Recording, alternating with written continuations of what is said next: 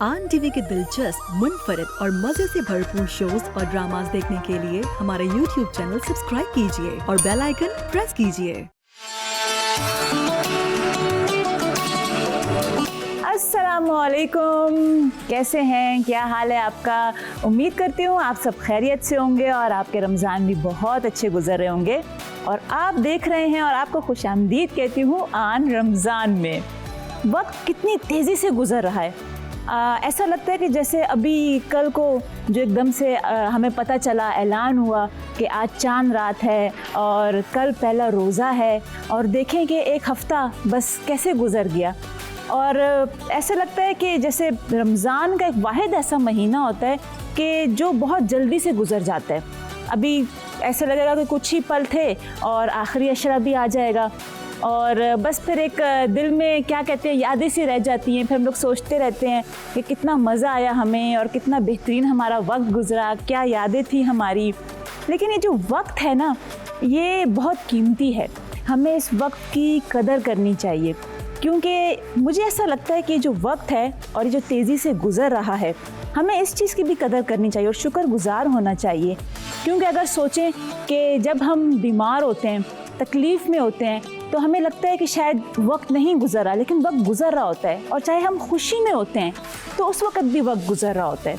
तो मैं तो वक्त की भी बहुत शुक्रगुज़ार हूँ कि चाहे खुशी हो या गम हो, ये रुकता नहीं है, ये गुज़रता रहता है। और यही इसकी खूबसूरती है कि हमारी ज़िंदगी में नए नए इवेंट्स आ रहे होते हैं, हमारी ज़िंदगी में नई नई सिचुएशंस आ रही होती हैं। कभी मुश्किलात होती हैं, परेशानियाँ होती हैं, कभी खुशियाँ ही खुशियाँ होती हैं। लेकिन इस वक्त की खूबसूरती यही है कि ये गुज़रता जा रहा होता है और बस एक यादें छोड़ रहा होता है हमारी ज़िंदगी में। और ये वक्त ही है जो हमें बहुत कुछ सिखाता है। और मुझे ऐसा लगता है कि ये जो हम एक प्रोग्राम आपके लिए लेकर आए हैं, हमने ये माह रमज़ान में प्रोग्राम आपके लिए सजाया है, तो मकसद यही है कि आपकी ज़िंदगी में खुशियाँ भी आएँ और आप सीखें भी इससे। और मुझे यकीन है कि आप बहुत कुछ सीख रहे हैं, क्योंकि जैसा आपका फ़ीडबैक हमें मिल रहा है, उस फीडबैक से पता चलता है कि आप हमारे शो को बहुत पसंद कर रहे हैं। हमारे शो के जितने भी सेगमेंट्स हैं आप उनको बहुत पसंद कर रहे हैं। आपको रेसिपीज़ बहुत पसंद आ रही हैं। बल्कि मुझे तो ये भी फीडबैक मिला कि हमने वो रेसिपीज़ ट्राई की हैं और बहुत अच्छा रिज़ल्ट आया है। और जो डॉक्टर साहब अपनी हेल्थ टिप्स शेयर करते हैं, उसको बहुत अप्रिशिएट किया गया है। तो मैं बहुत शुक्रगुज़ार हूँ आप सबकी कि आप जो अपना फ़ीडबैक दे रहे हैं हमें। और बल्कि कुछ अगर हमें मैं अपने लिए कहूँगी, अगर हमें कोई नेगेटिव फ़ीडबैक भी आता है तो हम उस पर भी मेहनत करते हैं। हम देखते हैं कि हम खुद को किस तरह अच्छा बना सकते हैं। हम बुरा नहीं मानते, क्योंकि हम उसको भी पॉजिटिव वे में लेते हैं। अब ये हमारे ऊपर है, तो हम तो हर चीज़ को पॉजिटिव वे में लेते हैं और कोशिश करते हैं खुद को बेहतरीन बनाने की। तो अब मैं आपकी मुलाकात कराती हूँ हमारे आज के उभरते हुए बेहतरीन से होम शेफ़ से, और देखते हैं कि वो अपनी क्या रेसिपी हमारे साथ शेयर कर रही हैं। उनकी जर्नी के बारे में भी जानेंगे। और मकसद यही है कि अपने होम शेफ़्स को आपके सामने लाया जाए, दिखाया जाए उनकी मेहनत को, और जिस तरीके से वो स्ट्रगल कर रहे हैं या की है उन्होंने। क्योंकि ज़िंदगी तो नाम ही इम्तिहान का है, मैं तो यही कहती हूँ। बस ये हम पर है कि हम इसको कैसे पास करते हैं, कैसे आगे बढ़ते हैं। तो मैं बुला लेती हूँ हमारी आज की गेस्ट को। और अस्सलामुअलैकुम, कैसी हैं, क्या हाल है आपका, खैरियत से हैं जी? आपका खूबसूरत सा नाम? अस्मा शौकत। अस्मा शौकत। मैंने कहा इनसे ही मैं जान लूँ कि इनका खूबसूरत सा नाम क्या है, क्योंकि इतनी प्यारी लग रही हैं ये, माशाल्लाह। और आपको रमज़ान बहुत मुबारक हो। खैर मुबारक। और बताएं कि आज आप क्या रेसिपी शेयर करने आई हैं हमारे व्यूवर्स के साथ अपनी? आज की जो मैं रेसिपी शेयर करना है वो नॉर्मल रेसिपी नहीं है, जैसे सालन वगैरह जो होती है वो नहीं है। बिल्कुल हट के रेसिपी है, जो आपने यूजुअली उसका नाम भी नहीं सुना होगा। अच्छा, नॉर्मल भी नहीं है, कोई सालन वगैरह भी नहीं है, बिल्कुल हट कर। हमने मीठे में भी अलग है, केक से भी डिफरेंट है। अच्छा, और हमने कभी नाम भी नहीं सुना होगा। तो फिर आप नाम बता दें हमें। इसका नाम है केक ज़िया। केक ज़िया, मतलब मुझे लगता है कोई दो नाम मिला के आपने एक कर दिए। तो मैं तो समझ रही हूँ फौरन से कि दो नाम मिलाएं और वो एक नाम कर दिया गया है। तो क्या है ये आपके केक ज़िया में, और आप क्या करने लगी हैं? केक शुरू का जो है वो केक है। हाँ। ज़िया से पिज़्ज़ा। अच्छा, मतलब पिज्जा का आपने ज़ निकाल दिया और केक का शुरू केक जिया। अच्छा भाई, चढ़ जाएगा जुबान पे, बहुत जल्दी चढ़ गया है मेरा, और आपको भी जल्दी सीख जाएंगे आप लोग। अच्छा, मुझे ये बताएं पहले अस्मा जी, कि आपको कितना टाइम हो गया इस फूड इंडस्ट्री में, और आप कब से अपना ये काम कर रही हैं? मुझे 4.5 इयर्स हो गए। मैं अपना होम बेस ही काम कर रही हूँ। मैं अच्छा। इंस्टाग्राम, फेसबुक से ऑर्डर्स वगैरह लेती हूँ। अच्छा, खुद अपना पेज रन कर रही हूँ, सही। Bake and bake by chef Asma के नाम से, जिसमें मैं क्या क्या बहुत जल्दी नाम आपने बोला है, मुझे लगता है हमारे व्यूअर्स को समझ भी नहीं आया होगा। Bake and bake by chef Asma. अच्छा, बेक एंड बेक, जी। मतलब उठते साथ ही बस किचन में घुस जाए, बनाओ, और मतलब केक बेकिंग शुरू करने उठते साथ, कुछ और करने की जरूरत नहीं है। बेकिंग ही मतलब कुछ और तो हर कोई कर सकता है। मैं तो कहती हूँ आजकल बच्चा भी अंडा बना सकता है, केक बच्चा नहीं बना सकता, केक बड़ा भी नहीं बना सकते। वो होती एक टेक्निक है ना, उसमें थोड़ा सा भी आपने टाइम ज़्यादा दे दिया, कम दे दिया, तो आपका पूरा वेस्ट हो जाएगा। बिल्कुल, बेकिंग मतलब इट्स लाइक अ साइंस। अगर आपने उसको ओवर मिक्सिंग ज़्यादा कर दी, या आपने अंडर मिक्सिंग की, ओवन का टेम्परेचर सही नहीं है, अगर आपका इवन पैन का साइज भी सही नहीं है, 2 मिनट से भी आपकी पूरी रेसिपी खराब हो जाती है। तो अभी आपको तकरीबन 4.5 साल हुए हैं जी, एज अ प्रोफेशनल अपना जो आप पेज रन कर रही हैं जी। और साथ में मैं पढ़ भी रही हूँ, बैचलर्स कर रही हूँ इन food science and technology from Jinnah university for women से। माशाल्लाह माशाल्लाह। अच्छा जी। तो खास बात जो आपने इस स्टडी को और आगे अपने मतलब एडवांस कर रही हैं, आप पढ़ रही हैं इसमें? एक्चुअली ये था कि मुझे फूड, जब मैंने बेकिंग स्टार्ट की तो मेरा एक माइंड बन गया था कि बस अब मैं इस फील्ड में आ गई हूँ, तो मुझे इसी फील्ड में जाना है। बट ये हमारी बदकिस्मती है, हम क्या कहें, हमारे यहाँ पे बैचलर्स है ही नहीं। फूड आप देख लें, कलनरी आर्ट, बेकरी, किसी में भी नहीं है। ज़्यादा से ज़्यादा भी ग्रैंड डिप्लोमा 18 मंथ का है, पर बैचलर्स नहीं है। अब आपको पता है एजुकेशन नहीं रोक सकता आजकल, तो मास्टर से क्या आगे लोग डबल मास्टर, मतलब पढ़ाई रोकने वाली चीज़ नहीं। और मुझे भी आगे अपनी स्टडीज़ कंटिन्यू रखनी थी, और इसका बाहर बहुत अच्छा है, कनाडा, ऑस्ट्रेलिया में, जैसे आपको पता होगा। बट मेरी मम्मा ने अलाउ नहीं किया बाहर जाना। इरादा है कि मैं फिर बाहर चली जाऊँ, हो जाऊँ, मतलब यहाँ सीख के, यहाँ से तालीम हासिल करके। अपॉर्चुनिटी नहीं है ना, अगर यहाँ पर मैं यही मैं चाहती हूँ कि यहाँ पर ऐसी हो कि आजकल आपने देखा होगा जितने भी शेफ यहाँ से करके डायरेक्ट बाहर जा रहे हैं। मेन वजह यही है, एक तो यहाँ पे आपकी डिमांड नहीं है, मतलब आप जो कर रहे हैं ना उसकी इतनी सैलरी के लिए, मतलब जाहिर सी बात है किसी को घर चलाना और ये करना, तो एक तो यहाँ पे देखें इसमें मुझे ऐसा लगता है कि जब आप बिल्कुल न्यू कमर होते हैं और आप जब किसी भी फील्ड में जाते हैं जी, तो सबसे पहले आपका एक एक्सपीरियंस देखा जाता है। जी, ठीक है, पढ़ाई तो बहुत ज़रूरी है, लेकिन पढ़ाई एक अलग चीज़ है। लेकिन जब हम एज मतलब एक्सपीरियंस करते हैं, प्रैक्टिकल वे में जब हम आते हैं, तो फिर वक्त के साथ साथ हम बहुत कुछ सीखते भी जाते हैं, और उसके साथ ही फिर आपकी वैल्यू भी बढ़ती जाती है।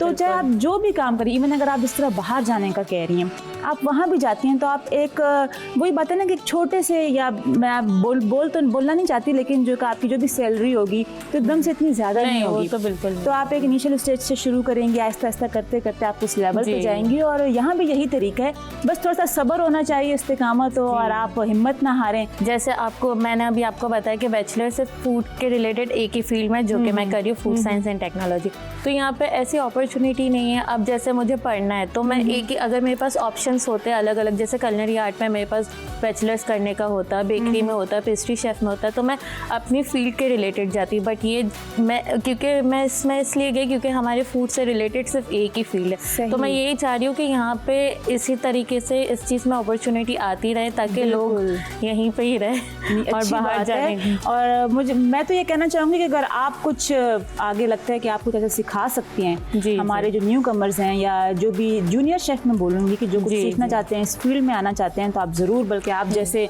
मेरे ख्याल में जो अगर उस्ताद आएंगे जो कुछ नया करना चाहते हैं और सिखाएंगे, तो बहुत ही अच्छी बात है। और थोड़ा आप बताएं अपने इंग्रेडिएंट्स का, आप मेरे ख्याल में शुरू भी करें ताकि हमारे व्यूअर्स को पता चले, क्योंकि चीज़ें भी बहुत अलग तरह की हैं, और करना क्या है इसमें ये बताएं। अच्छा, इस बहुत सिंपल सी रेसिपी है, कुकीज़ की रेसिपी है, और इससे हम कुकीज़ भी बना सकते हैं और केक भी बना सकते हैं। जैसे मैं कुकीज़ केक, लेकिन कुकी की तो डो बिल्कुल अलग होती है, उसका एक टेक्सचर अलग होता है, और केक का टेक्सचर बिल्कुल अलग होता है। ये मैं आपको ये यूनिक केक है, ये कुकी केक, मतलब आप इसे कुकीज़ की भी रेसिपी बना सकते हैं और केक की भी बना सकते हैं, दोनों बना सकते हैं। अच्छा, तो आप क्या करेंगी इसमें? सबसे पहले हमने अनसॉल्टेड बटर ले लेंगे, ठीक है, उसे हम बीट करेंगे।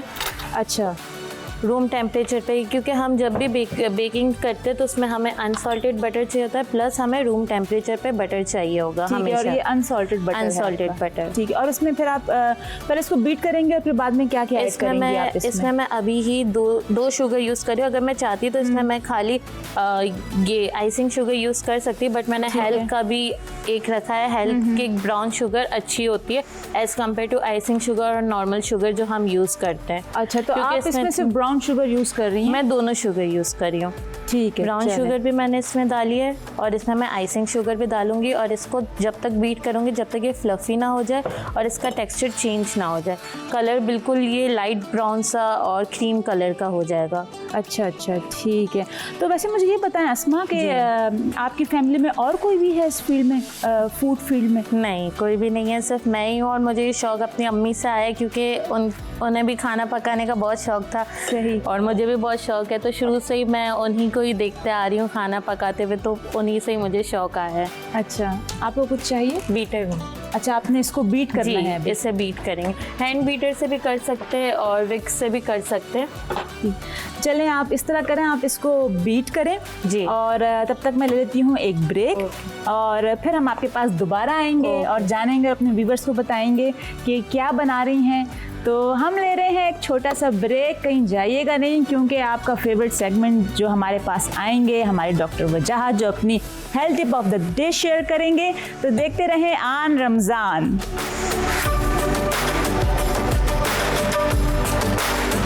Welcome back. हम ब्रेक से वापस आ चुके हैं और अब बारी है मेरी झटपट रेसिपी की। तो मैं आपके साथ अब शेयर करूंगी अपनी झटपट रेसिपी। उसके लिए मैं झटपट से अपने किचन में चली जाती हूँ। बहुत ही सिंपल रेसिपी है। आज मैं आपके साथ शेयर कर रही हूँ मैक्सिकन फ्राइज़ की रेसिपी। फ्राइज़ तो हर किसी के घर में बनते हैं, तो क्यों ना थोड़ा इसको डिफरेंट तरीके से बनाया जाए, और इसमें हम बहुत सारी वेरिएशन दे सकते हैं फ्राइज़ में। तो यहाँ पे सबसे पहले मैं बना लेती हूँ एक सॉस, झटपट चीज़ सॉस हम बनाएंगे फ्राइज़ के लिए। और उसमें मैं सबसे पहले ऐड करूँगी ऑयल। और जब ऑयल की बात आती है तो डालडा कुकिंग ऑयल एक बेस्ट पार्टनर है हमारी लाइफ का, हमारा किचन पार्टनर है, क्योंकि डालडा कभी भी सेहत को लेके, अपने क्वालिटी को लेके कॉम्प्रोमाइज़ नहीं करता। और कहते हैं ना कि जहाँ मामता वहाँ डालडा। तो इसमें मैंने डालडा का ऑयल यूज़ किया है अराउंड 2 टेबल स्पून, और इसमें मैंने बटर ऐड किया है 1 टेबल स्पून। अच्छा, ऑयल इसलिए भी ऐड किया है कि जो बटर है, अक्सर शिकायत आती है कि वो जल जाता है, उसका जो फ्लेवर है चेंज हो जाता है, तो इस वजह से भी इसमें थोड़ा सा ऑयल ऐड करें, फिर बटर। अच्छा, अब मैं इसमें ऐड करूँगी, यहाँ पे ये दूध है आधा कप, और ये है चीज़ हमारे पास, और ये है चिकन पाउडर जो इसमें जाएगा। इसके अलावा काली मिर्च जाएगी और नमक। बहुत सिंपल है। और इसको हम ऐड करेंगे फ्राइज़ के ऊपर। आप चाहें तो वैसे नॉर्मल भी चीज़ आप कर सकते हैं ऐड इसके ऊपर, लेकिन जब हम ये सॉस बना रहे हैं तो इसका एक अलग ही मज़ा है सॉस का। अब ये जो बटर है मेल्ट हो चुका है यहाँ पे। थोड़ा सा मैं चूल्हा आहिस्ता कर दूँ इसका, और अब मैं इसमें शामिल, ये देखें, ये है दूध। ये मैंने इसमें दूध डाला। अच्छा, बटर मैंने क्यों ऐड किया है कि उससे एक बड़ा इसका ज़बरदस्त सा फ्लेवर आएगा। यहाँ पे मैं सॉल्ट ऐड कर रही हूँ, आप समझ लें 1/4 टीस्पून, लेकिन पिंच ऑफ सॉल्ट थोड़ा सा कम ही रखिएगा। कम का तो हल है, ज़्यादा का हल नहीं है। और चिकन पाउडर ऐड कर रही हूँ मैं इसमें 1/2 टीस्पून। अच्छा, जो टीस्पून मैं यूज़ कर रही हूँ, इससे भी बहुत फ़र्क आता है कि आप कौन सा चम्मच इस्तेमाल कर रहे हैं। अब मैंने जो 1/4 टीस्पून या सॉल्ट और जो चिकन पाउडर ऐड किया है, तो मैंने अपने लिहाज से, अपने चम्मच के लिहाज से 1/4 लिया है मैंने। तो आप इस चीज़ का ध्यान कीजिएगा, इसको आप टेस्ट कर लीजिएगा। अगर आप अफ्तारी के लिए बना रहे हैं फिर तो ज़ाहिर सी बात है आप टेस्ट इसको नहीं कर सकते, लेकिन आप इस सॉस को पहले भी बना के रख सकते हैं। इसकी खासियत यह है कि आप इसको पहले ही रात को बना लें और अफ्तारी के टाइम आप अपना ज़बरदस्त सा प्लेटर तैयार करें। जो इसकी चिकन है वो मैंने पहले से रेडी करके रखी हुई है, और यहाँ पे मैं दिखा दूँ कि देखें, इस तरह मैंने जैसे ये चिकन चंक्स हैं, क्यूब है, इस तरह काट ली थी। और इसमें मैंने क्या क्या ऐड किया था, आप चिकन फिले ले लें एक, और उसमें आप जिंजर गार्लिक पेस्ट 1/2 टीस्पून, 1 फिले के लिहाज से मैं आपको बता रही हूँ। और इसमें मैंने डाला था रोस्टेड क्रश्ड क्यूमन, और सॉल्ट और ब्लैक पेपर, दैट्स इट। और उसको अच्छी तरह से रब करके, और मैंने डाला था ऑयल 2 टेबलस्पून, और उसमें मैंने इसको बना लिया था, पैन सेट कर लिया था मैंने इसे। अच्छा, दूध यहाँ पे पकना शुरू हो गया है, और ये मैं चीज़ जो है हमारे पास 1/4 कप से थोड़ी सी ज़्यादा है मोज़रेला चीज़, ये मैं इसमें ऐड कर देती हूँ ताकि ये इसमें मेल्ट हो जाए। और साथ ही ये है क्रीम, ये क्रीम भी मैं इसमें शामिल करूँगी, तकरीबन आप 1 टेबलस्पून भर के, ठीक है। ये क्रीम मैंने इसमें शामिल कर दी, और इसको इतनी देर पकाना है कि जो चीज़ है मैंने इसमें ऐड की है वो मेल्ट हो जाए, और जो सॉस है थोड़ी सी गाढ़ी हो जाए, क्योंकि इसमें कोई और इस तरह के इंग्रेडिएंट्स मैं ऐड नहीं कर रही कि इसको गाढ़ा करूँ मैं। लेकिन जब ये पकेगा तो ये इसी में जो उसकी कंसिस्टेंसी है वो थोड़ी सी थिक हो जाएगी, और ठंडा होने के बाद भी थिक होगी। अभी जो बाकी की क्रीम है, ये तकरीबन ये है हमारे पास 1/2 कप, जिसमें से मैंने 1 टेबलस्पून इसमें ऐड किया, और इसमें मैं ये लेमन जूस है ये मैं इसमें ऐड करूँगी।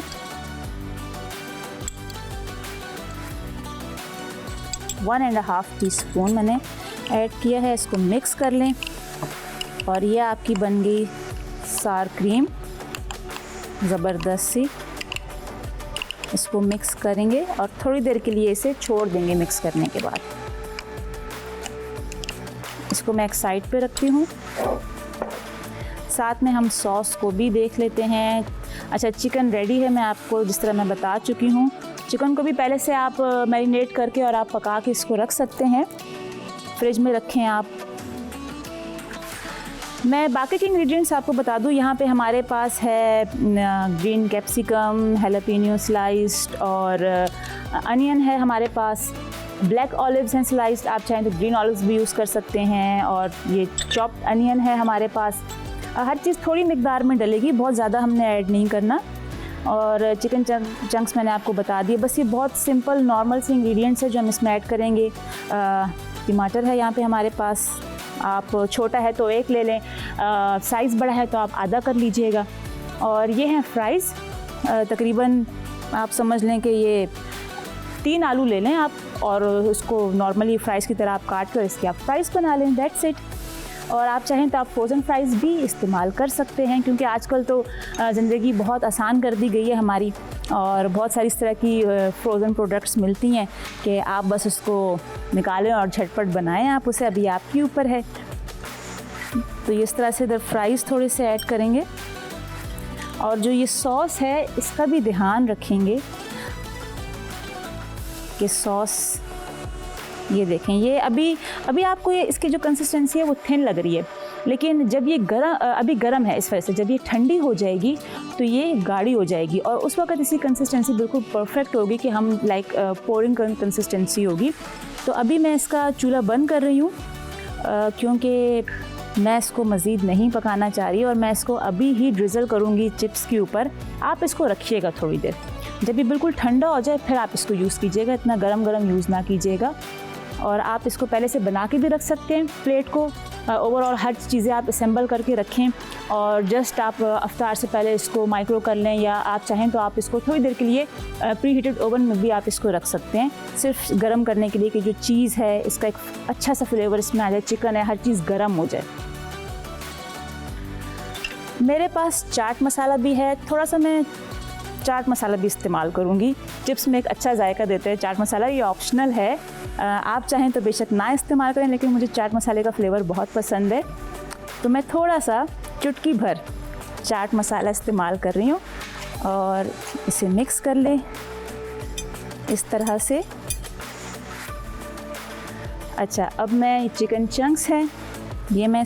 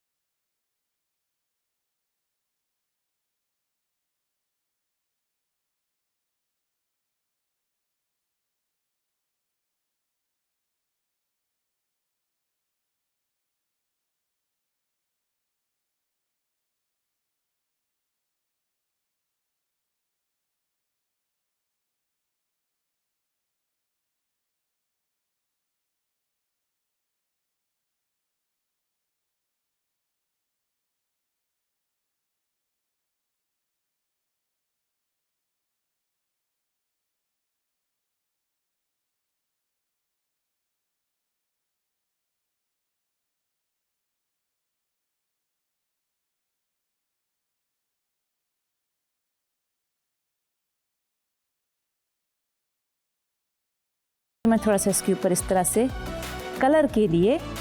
ये झटपट रेसिपी तैयार है मेरी। उम्मीद करती हूँ आपको अच्छी लगी होगी। आप ट्राई कीजिएगा, अपना फीडबैक दीजिएगा। बल्कि अगर आप लोगों को लगता है और कुछ सीखना चाहते हैं आप, तो वो रेसिपीज़ आप बताएं कि आप कौन सी रेसिपी सीखना चाहते हैं। हमारे सोशल मीडिया प्लेटफॉर्म पे आप जाएं। इसके अलावा साथ ही साथ मैं ये भी बताना चाहूँगी कि अगर आपको लगता है कि आप बहुत अच्छी कुकिंग करते हैं और वाकई में करते हैं, बस थोड़ी सी हमें एक मोटिवेशन की ज़रूरत होती है या हमें कोई हेल्प कर दे, कोई गाइड कर दे, और अगर आप अपना बिज़नेस शुरू करना चाह रहे हैं घर से ही, क्योंकि आजकल जो हालात चल रहे हैं, तो मैं तो यही कहूँगी कि फूड पैंडा आपको अपने होम शेफ़ प्रोग्राम के ज़रिए एक ऐसा आपको प्लेटफॉर्म मुहैया कर रहा है कि जिसमें आपको ज़्यादा कोई काम करने से मुराद कि आपकी ज़्यादा इन्वेस्टमेंट नहीं है उसमें। ये सारा काम आपके लिए फूड पैंडा करेगा। आपने बस जाना है और ख़ुद को रजिस्टर करना है वहाँ पे, जो कि बहुत ही आसान तरीका है। और मुझे ऐसा लगता है कि आपको ये करना भी चाहिए, क्योंकि फूड पैंडा ने इतनी आसानी जब आपके लिए कर दी है, तो आप अपने घर से बैठे बिठाए अपना बिजनेस शुरू करें, अपनी फैमिली को सपोर्ट करें और बल्कि ख़ुद को भी सपोर्ट करें। जाएं फूड पैंडा पे और ख़ुद को रजिस्टर कराएं होम शेफ़ के लिए। और हम लेते हैं एक ब्रेक, मिलते हैं एक ब्रेक के बाद। देखते रहें आन रमज़ान।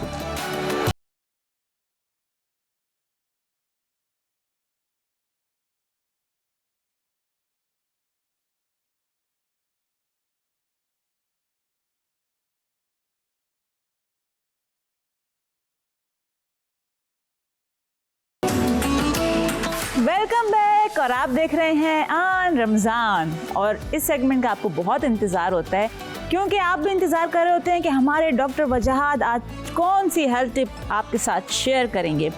लेकिन उससे पहले मैं भी कुछ कहना चाहूँगी कि अक्सर हम लोग फ़ैट का नाम सुन के बहुत डरते हैं। वो फ़ैट जो हम अपने खानों में इस्तेमाल कर रहे होते हैं, और हमें लगता है कि नहीं, हमें किसी किस्म का फ़ैट यूज़ नहीं करना चाहिए और बिल्कुल भी हम इसको अपनी लाइफ से ओमिट कर दें। लेकिन मेरा ख़्याल है कि ऐसा ठीक नहीं है, क्योंकि कुछ फ़ैट्स होते हैं हमारी बॉडी को जिनकी ज़रूरत होती है, जो कि सीड्स में पाए जाते हैं, नट्स में पाए जाते हैं।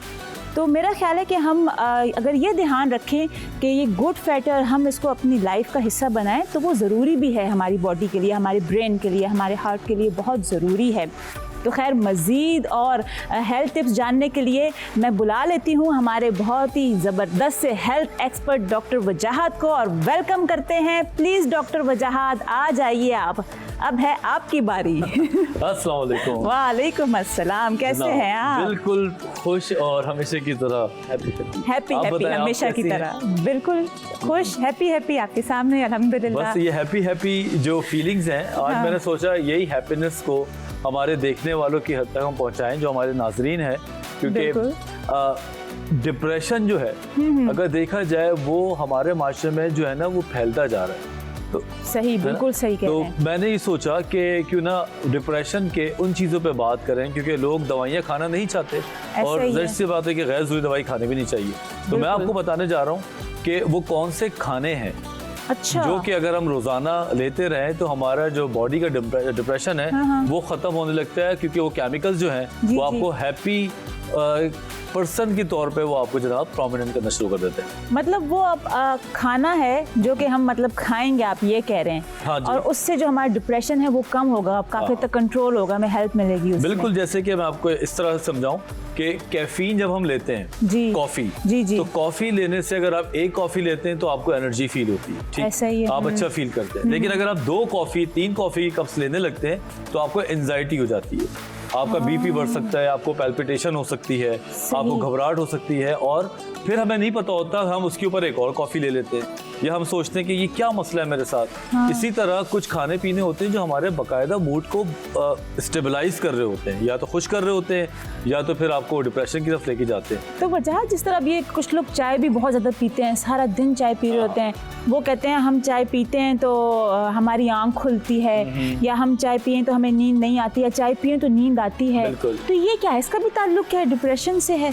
देखो, चाय पीने का जो ताल्लुक है वो कोई इतना बुरा नहीं है अगर आप कम मिकदार में पिए। लाइक 2-3 कप अगर आप चाय पी लेते हैं पूरे दिन में तो ठीक है, आप उससे फ्रेश फील करते हैं, आपकी आदत है। लेकिन कुछ तो बहुत ज्यादा पीते हैं। बिल्कुल, अगर 10 कप पी रहे होते हैं और मुसलसल उनकी चाय चल रही होती है सारा दिन, सुबह से लेकर तो रात फिर तक। उनके साथ बड़े मसले होने लगते हैं। नंबर 1, चाय की जो ज्यादा मिकदार है वो आपको उल्टा डिप्रेस करती है, डाउन करती है। दूसरा, आपका मैदा खराब कर देती है, आपको एसिडिटी बहुत होती है, ठीक है। आपको फिर नींद जैसी कैफियत आने लगती है क्योंकि आपके हल्का सा ओवरडोज हो जाता है। ठीक, तो कैफीन को या चाय को आप कम लेंगी तो आपको ज्यादा अच्छा लगेगा। लेकिन मैं आपको बताता हूँ खाने में डिप्रेशन की कौन से वो फूड है जी। अब अगर आपने नाम सुना हो रेड बीन्स, जी जी, ठीक है ना, लाल लोबिया।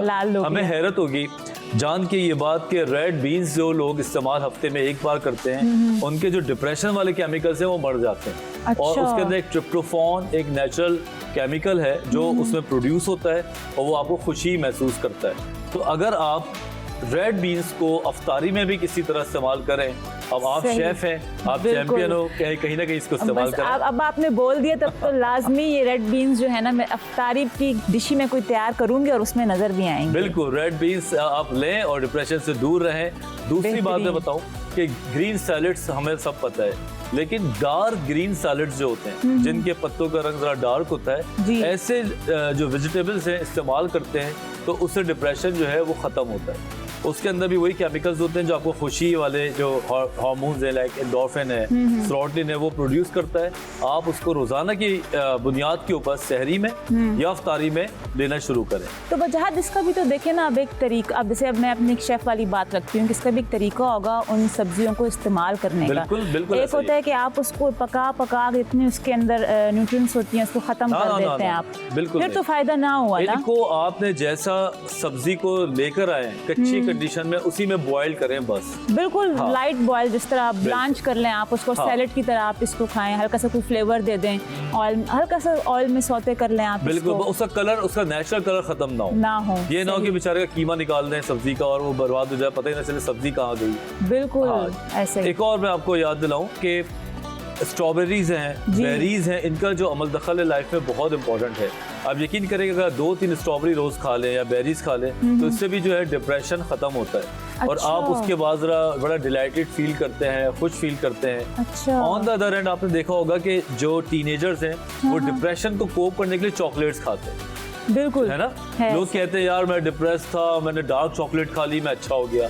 मैं डिप्रेस था, मैंने चॉकलेट खा ली। ये जो है ना बड़ी सेहत के लिए खराब है। अच्छा। हाँ जी, डिप्रेशन तो शायद खत्म हो जाए लेकिन मोटापा फिर चढ़ेगा, वो एक नया डिप्रेशन आपको देगा। लेकिन ये तो बिल्कुल मुझे नई बात पता चली है वजाहत, और मैं क्या बोलूँ, मैं शॉक्ड बोलूँ या क्या बोलूँ, क्योंकि मैंने तो यही सुना है कि मूड को अच्छा करने के लिए आप चॉकलेट खाएं तो आपका मूड भी अच्छा हो जाता है और वैसे भी आपकी मतलब हेल्थ के लिए भी अच्छा है। या तो फिर उसमें ये होगा कि वो 70% या 75% चॉकलेट होगी जो डार्क चॉकलेट आ जाती है। कभी कभी हफ्ते में एक आध बार आपने ले ली तो ठीक है, लेकिन अगर आप ये डिप्रेशन को दूर करने का तरीका ही बना लें कि मैं चॉकलेट खाऊंगी, अगर मुझे डिप्रेशन है मैं चॉकलेट्स के बाहर घर पे ले आऊँ तो आपको डायबिटीज हो जाएगी, ठीक है ना, आप मोटे हो जाएंगे, आपको एक नया डिप्रेशन लाइफ में आ जाएगा। तो उससे बचने के लिए बेहतर यही है कि आप स्ट्रॉबेरी का एक डब्बा मिलता है, 200 रुपए का होता है, वो ज़्यादा महंगा भी नहीं होता, आप रख लें और 3 दिन चला लें, उससे बहुत अच्छे केमिकल्स जो हैं वो निकलते हैं और डिप्रेशन दूर होता है। नहीं बिल्कुल वजाहत, मैं एक थोड़ी सी अपनी बात ऐड करना चाहूँगी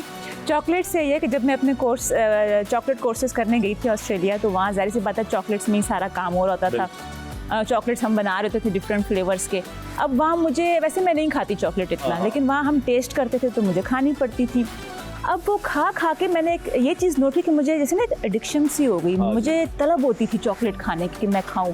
और वही आप वाली बात कि मैंने इतनी जल्दी अपना वेट जो था गेन किया कि वो मैं डिप्रेशन में आ गई कि अब मैं कैसे अपना लूज़ करूं वेट, क्योंकि मुझे नहीं अच्छा लगता ना। मैं कोशिश होती है कि अपने आप को स्मार्ट रखूं, फिट रखूं। मैं देखिए आसान तरीका है ना कि आपके पास जब एक अच्छी चीज़ है उसको ख़त्म करने की, तो आप पुराना मॉडल क्यों इस्तेमाल करें, ठीक है ना। आपको एक नई चीज़ मिल रही है कि स्ट्रॉबेरीज ना आपको इतना मोटा कर सकती है, ना उसमें कोई सेहत ख़राब वाली चीज़ है। एक और चीज़ अब लेकर आऊँ कि अगर एप्पल है, ठीक है, अब सेब की बात करें, कहते थे an apple a day keep the doctor away, बिल्कुल। अब कहते हैं an apple a day keep the psychiatrist away.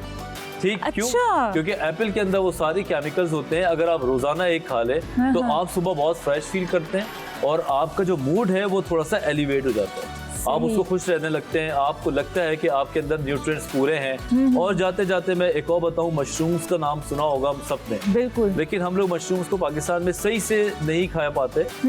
ठीक, तो हमें चाहिए कि मशरूम्स का इस्तेमाल किसी तरीके से ऊपर से जिस तरह छिड़काव कर देते हैं, उसकी अपनी जो पोजीशन है पकाए बगैर वाली। लेकिन अब देखिए ना, मशरूम भी एक तो फ्रेश मशरूम्स होते हैं, एक तो हमारे पास आते हैं कैन मशरूम्स होते हैं, वो मैं उनकी बात कर रहा हूँ। कौन से फ्रेश जो मशरूम? कैन मशरूम्स होते हैं, जो अच्छा। हल्के से बॉइल्ड होते हैं, I don't जी know जी, उनकी वजह कंडीशन अच्छा अच्छा, अगर आप उनका इस्तेमाल करेंगे सही। तो आपका उससे मूड बहुत अच्छा रहता है। आखिरी में जाते थे एक और बात बता दूं कि चिकन लिवर जो होता है, मुर्गी की कलेजी, जी जी जनाब, इसके अंदर भी ट्रिप्टोफान होता है। हफ्ते में एक बार उबाल के खा लें नमक मसाला डाल के, तो उससे भी आपके अंदर के डिप्रेशन जो है ये खत्म होता है। अब हमारा देखो, ये सारी चीजें हमारे किचन में होती हैं और बहुत आसानी से मिल जाती ये हैं। कोई ऐसी बात नहीं मैंने बताई कि ओहो ये तो पता नहीं कहाँ मिलेगा। हम रोज, लेकिन हम जब इस नियत से और तरतीब से नहीं खाते तो फिर ये हमारी बॉडी पे असर नहीं करती। बिल्कुल ऐसा ही है। और बहुत शुक्रिया वजाहत आपका कि वाकई में इस रमज़ान में जिस तरह के आप अपने हेल्थ टिप्स शेयर कर रहे हैं हमारे साथ, तो मुझे यकीन है कि हमारे व्यूवर्स को भी बहुत फ़ायदा पहुंच रहा होगा और बहुत सी ऐसी बातें होंगी जो उनको मालूम ही नहीं होंगी। इवन मुझे, मेरे नॉलेज में बहुत इजाफा हो रहा है। नहीं, हम इस चैनल पे, इस प्रोग्राम में बैठे इसलिए कि जब ये शो खत्म हो तो किसी ना किसी को कोई नई नॉलेज मिले और उससे भी फ़ायदा उठाए। बिल्कुल ऐसा ही है, बहुत शुक्रिया आपका। और अब मैं देख लेती हूँ कि किचन में जो हमारी शेफ़ हैं, होम शेफ़, वो बना रही थी केकज़ा। मुझे भी याद हो गया, बस केकज़ा सही बोला है मैंने। तो उन्होंने, अच्छा वाह भाई, बेहतरीन बेहतरीन। आप ज़रा बताएं आपने किया क्या है, मतलब इसमें क्या क्या है? मैंने बीट करने के बाद, जब मैंने बटर और शुगर बीट की, उसके बाद मैंने एग बीट किया और फिर ड्राई इंग्रेडिएंट को मैंने फोल्ड किया, हाथ से फोल्ड करा और वो मिक्स करके फिर मैंने एक लेयर उसी बैटर की बनाई। फिर उसके ऊपर मैंने उसके ऊपर चॉकलेट स्प्रेड कर दी, सिरप आप या तो गनाश बना सकते हैं या न्यूट्रेला चॉकलेट, कुछ भी आप ले सकते हैं, जो भी आपके पास हो। उसकी एक लेयर और फिर वापस उसी बैटर की एक लेयर करके और फिर ऊपर से चॉकलेट चिप्स डाल के और बेक कर दिया। अच्छा, बेक आपने क्या, किस टेम्परेचर पे किया, कितने टाइम किया आपने इसको बेक? भी बता दें। 180 डिग्री पे किया, ठीक है, और 20 to 25 मिनट्स में ये पक जाए। ठीक है, अच्छा बेक हो तो ये आप कट करके भी दिखाएं जरा हमारे व्यूवर्स को, ताकि पता चले कि इसकी शेप कैसी है और ये अंदर से किस तरह का है। और बहुत ही जबरदस्त। अच्छा, एक कुकी की तरह भी लग रहा है, जैसे एक कुकी सा है ये। जी, ये कुकी, मैंने ये कहा ना, इससे आप कुकी भी बना सकती हैं। कुकी भी बना सकते हैं इसी और एक तरह से ये केक ज़्या भी बन गया, केक भी बन गया है। ये बीच में ये चॉकलेट। अच्छा अच्छा, जबरदस्त। जिस तरह ये चॉकलेट की ये लेयर सी आ रही है जी, वो हो जबरदस्त, बेहतरीन, और खुशबू भी बहुत अच्छी आ रही है। बहुत शुक्रिया आपका। अच्छा, मुझे ये बताएं कि ये जो आपने अब बनाया है केक ज़्या, ठीक है, ये आप अपने उस पे पेज पे आप सेल भी करती हैं या नहीं? सिर्फ हमारे साथ शेयर किया? नहीं, सेल भी करती हूँ। अच्छा, करती हैं जी। तो आपको जब अगर ऑर्डर देना हो तो क्या तरीका है? एक दिन पहले दें या जिस तरह फर्स्ट करें मैं भी आपको दूं तो हो जाएगा क्या? एक दिन पहले, 1 से 2 दिन पहले मैं लेती हूँ और फ्री ऑर्डर्स ही लेती हूँ, इंस्टाग्राम और फेसबुक के थ्रू लेती हूँ मैं ऑर्डर्स। ठीक है, ठीक है। और क्या प्राइस क्या इसके, अगर हम दें या नहीं अभी नहीं बताना चाहेंगी, वो बढ़ जाएंगे अभी, जैसे जैसे हमारी क्या बोलेंगे, कीमतें दिन ब दिन बढ़ती जा रही है। जब हम एक हफ्ते बाद बाजार नहीं, वाकई में बहुत ज़्यादा इंग्रेडिएंट्स जब परचेज करने जाते हैं, स्पेशली कोको पाउडर, वो चॉकलेट के रेट्स दिन ब दिन इतने हाई होते जा रहे हैं। कोको पाउडर और चॉकलेट्स के रेट हाई होते जा रहे हैं, इसलिए अभी रेट नहीं बता सकते। वो अगर आप 2-3 दिन बाद करेंगे तब पता चलेगा आपको कि क्या रेट है, जब आप मैसेज करेंगे। जी, सही। तो बहुत शुक्रिया आपका अस्मा, और बहुत अच्छा लगा आप हमारे शो पर आई। आपने इतनी सबसे एक डिफरेंट रेसिपी आपने आज हमारे साथ शेयर किया, और आप परेशान ना हो, इसकी इंग्रेडिएंट लिस्ट आपको ऑन द स्क्रीन मिल जाएगी, सब कुछ पता चल जाएगा आपको। और once again thank you so much. और मेरी दुआएं हैं, मेरी पूरी टीम की दुआएं हैं कि जो आपका एक ख्वाब है आप उसको पूरा कर पाएं, और हम सबकी दुआएं, खुश रहें आप। Thank you so much. तो अब हम ले रहे हैं एक ब्रेक, देखते रहिए आप आन रमजान।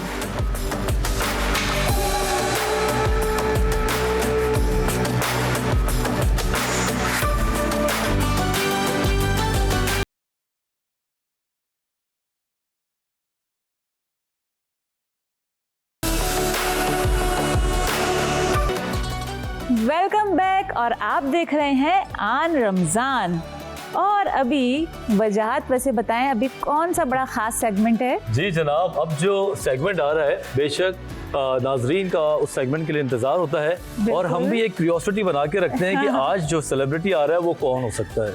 तो आज मैं आपको थोड़े से हिंट्स देता हूँ कि बहुत काम किया और जो भी काम किया उसने अपना नाम बनाया, काम करने का शौक़ है इश्क की हद तक, और जनाब वो आज भी काम कर रही हैं और आजकल भी और पहले भी आप उनके बहुत सारे ड्रामे देख चुके हैं। तो नाज़रीन आप लोग सोचें और हम सोच रहे हैं कि अब हम उनको बुला लेते हैं। और वो बतौर न्यूज़ एंकर भी अपनी खिदमत सरअंजाम दे चुकी हैं। लो जी, ये तो आपने एक और हिंट दे दिया। तो अब हम बुलाते हैं हमारी चहीती आर्टिस्ट को, पाकिस्तान के नामवर नाम सबा फैसल, प्लीज़।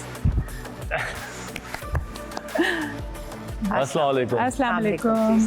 कैसी हैं प्लीज़?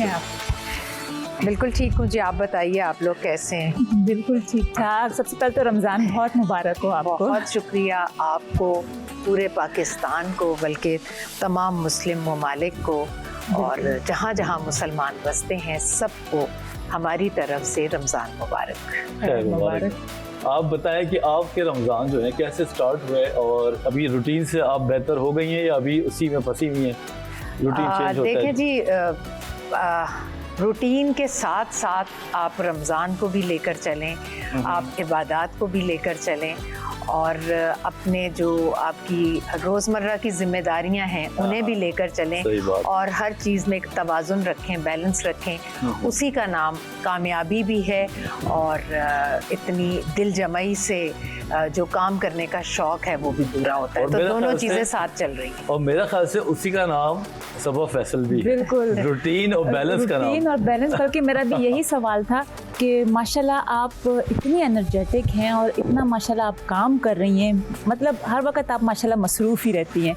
तभी रमज़ान का भी महीना है और आपकी वही रूटीन है कि इतना मसरूफ़, माशाल्लाह इतना काम, तो आप किस तरह अपनी एनर्जी को इतना मेंटेन रखती हैं, ख़ासकर ये रमज़ान के दिनों में? अच्छा, रमज़ान में कुछ भी नहीं होता, कोई रमज़ान में मुझे नहीं लगता कि आपकी एनर्जी, ये सब आपकी सोच के अंदर होता है। सही बात। कि आपने रोज़ा रखा है तो अब आप बस सुबह उठकर पानी पीते रहें, सहरी में पानी इतना पी लें कि वो रात तक, मगरिब तक प्रिजर्व रहे, ऐसा कुछ नहीं होता। सही बात है। आपने एक गिलास पिया है तब भी अल्लाह की रहमत साथ है, तो शाम तक आपको भूख प्यास नहीं लगेगी।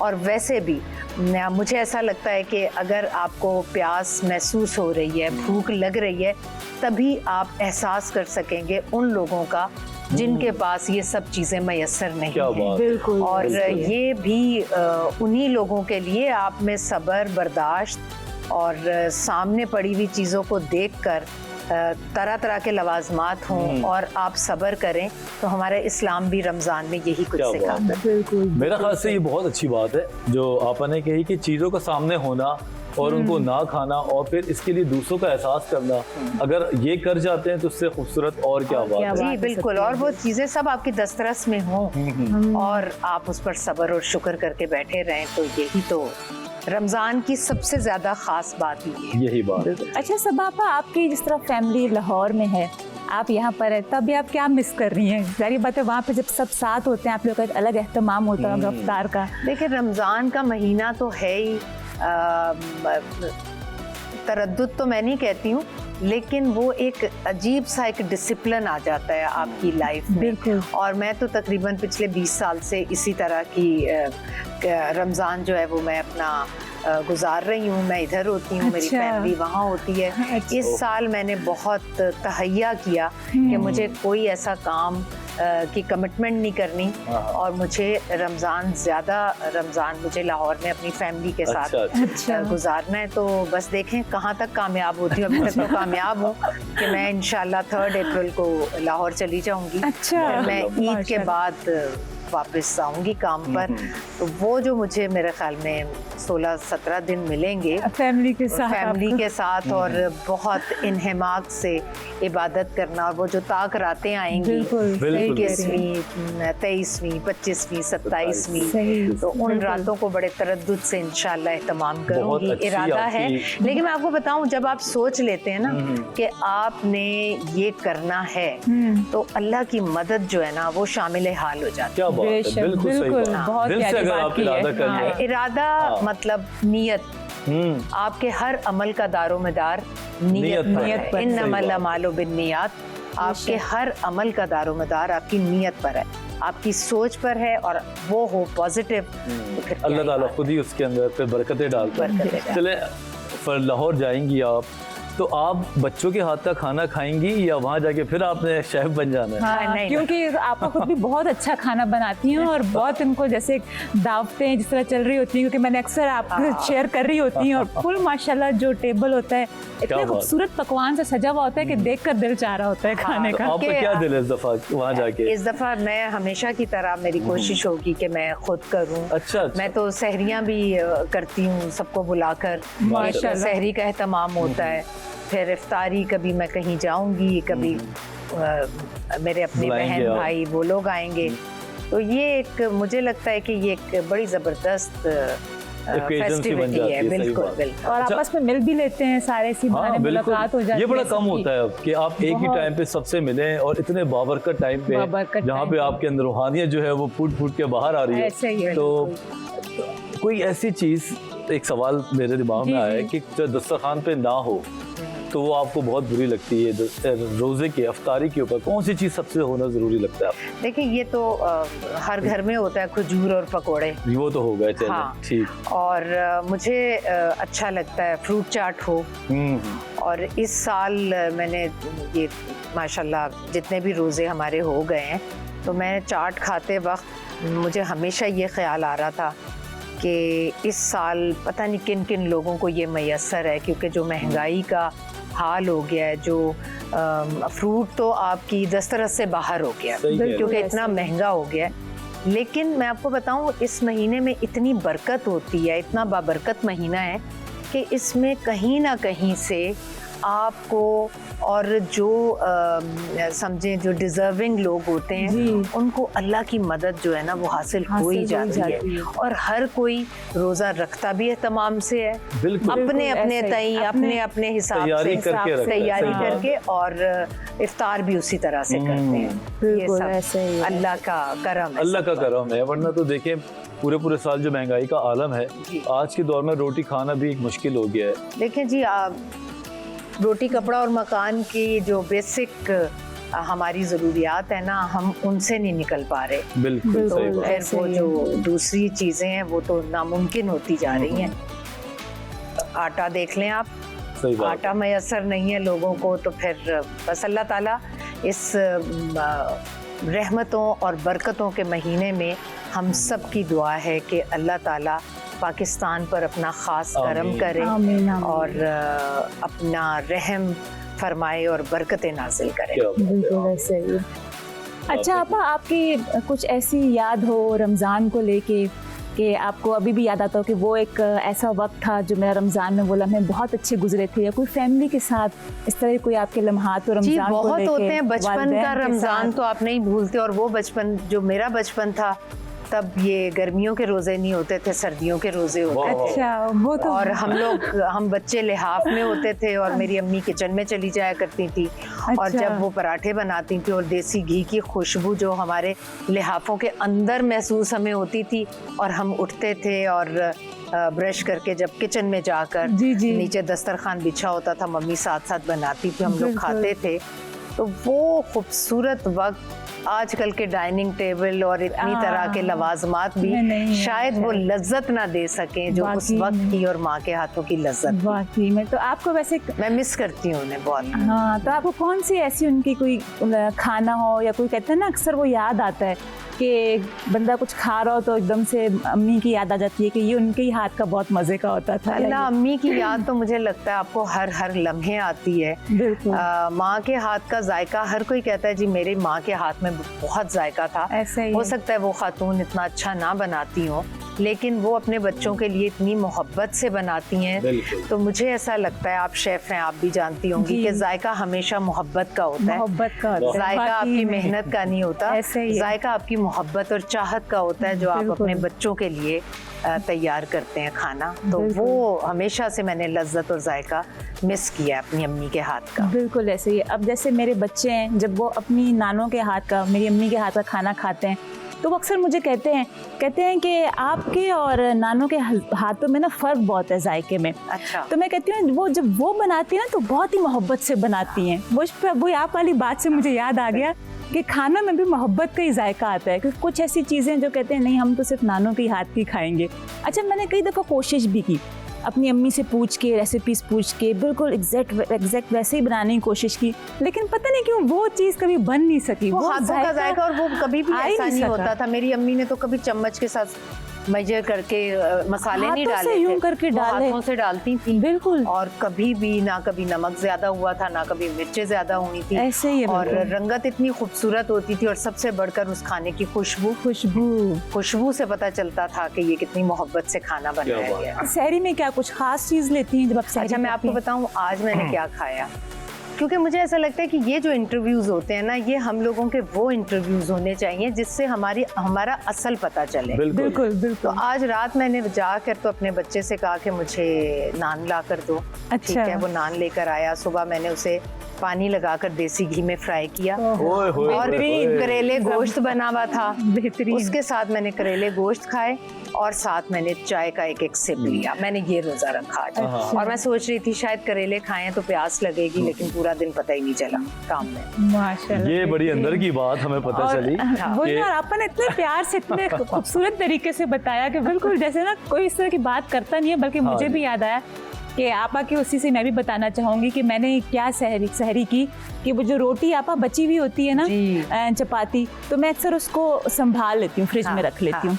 मैंने वही सहरी में निकाली, हल्का सा उस पर घी लगाया, और साथ में 1 कप चाय ले ली मैंने, और बस ये मेरी सहरी हो ओफ, गई। इतना मजा आता है। बहुत मजा आता है, और हाँ। इतना लाइट सा और बहुत मजे का, बल्कि बिल्कुल। मुझे बड़ा अच्छा लगा। मैंने कहा मैं बताऊं वाह कि जी मैंने वाह। क्या सहरी मैं तो की है। बोलूंगा इंटरव्यू हो तो फिर ऐसे ही हो कि नहीं, इंसान जो ऐसा है वो होना दिल की चाहिए। बात करे, बिल्कुल। सच बात करे। और देखिए, आपको देख के शायद हमारा भी दिल करे, आपके फॉलोअर्स इतने हैं आगे पीछे, खवातीन हैं, वो अपने शौहरों को ये देसी घी में गीली रोटी तल के देंगी, नहीं, बताएंगे। लोग अब वापस आ रहे हैं। आपको पता है, देसी घी, बिल्कुल। चक्की का आटा, ये लोग अपनी खुराक में अब शामिल कर रहे हैं। बिल्कुल। हाँ, इनसे अच्छा, वेट हुआ नहीं भी बढ़ता। यही है। बिल्कुल बात आप आपस सही कह रही है कि बीच में ये डाइटिंग वाला बहुत ज्यादा कॉन्सेप्ट बन गए थे ना, इससे लोगों की तबीयत और सेहत खराब हुई है। बहुत ये पता है नए-नए उन तरह लोगों के लिए, वैसे मैं बताऊं, बना है जो खाते हैं, खवातीन स्पेशली खाती हैं, बैठ के किताब पढ़ती रहती हैं, टीवी देखती रहती हैं, मोबाइल पर रहती हैं। जिन लोगों ने थोड़ा सा आप फिजिकल एफर्ट्स भी करनी है ना, जी उनको भी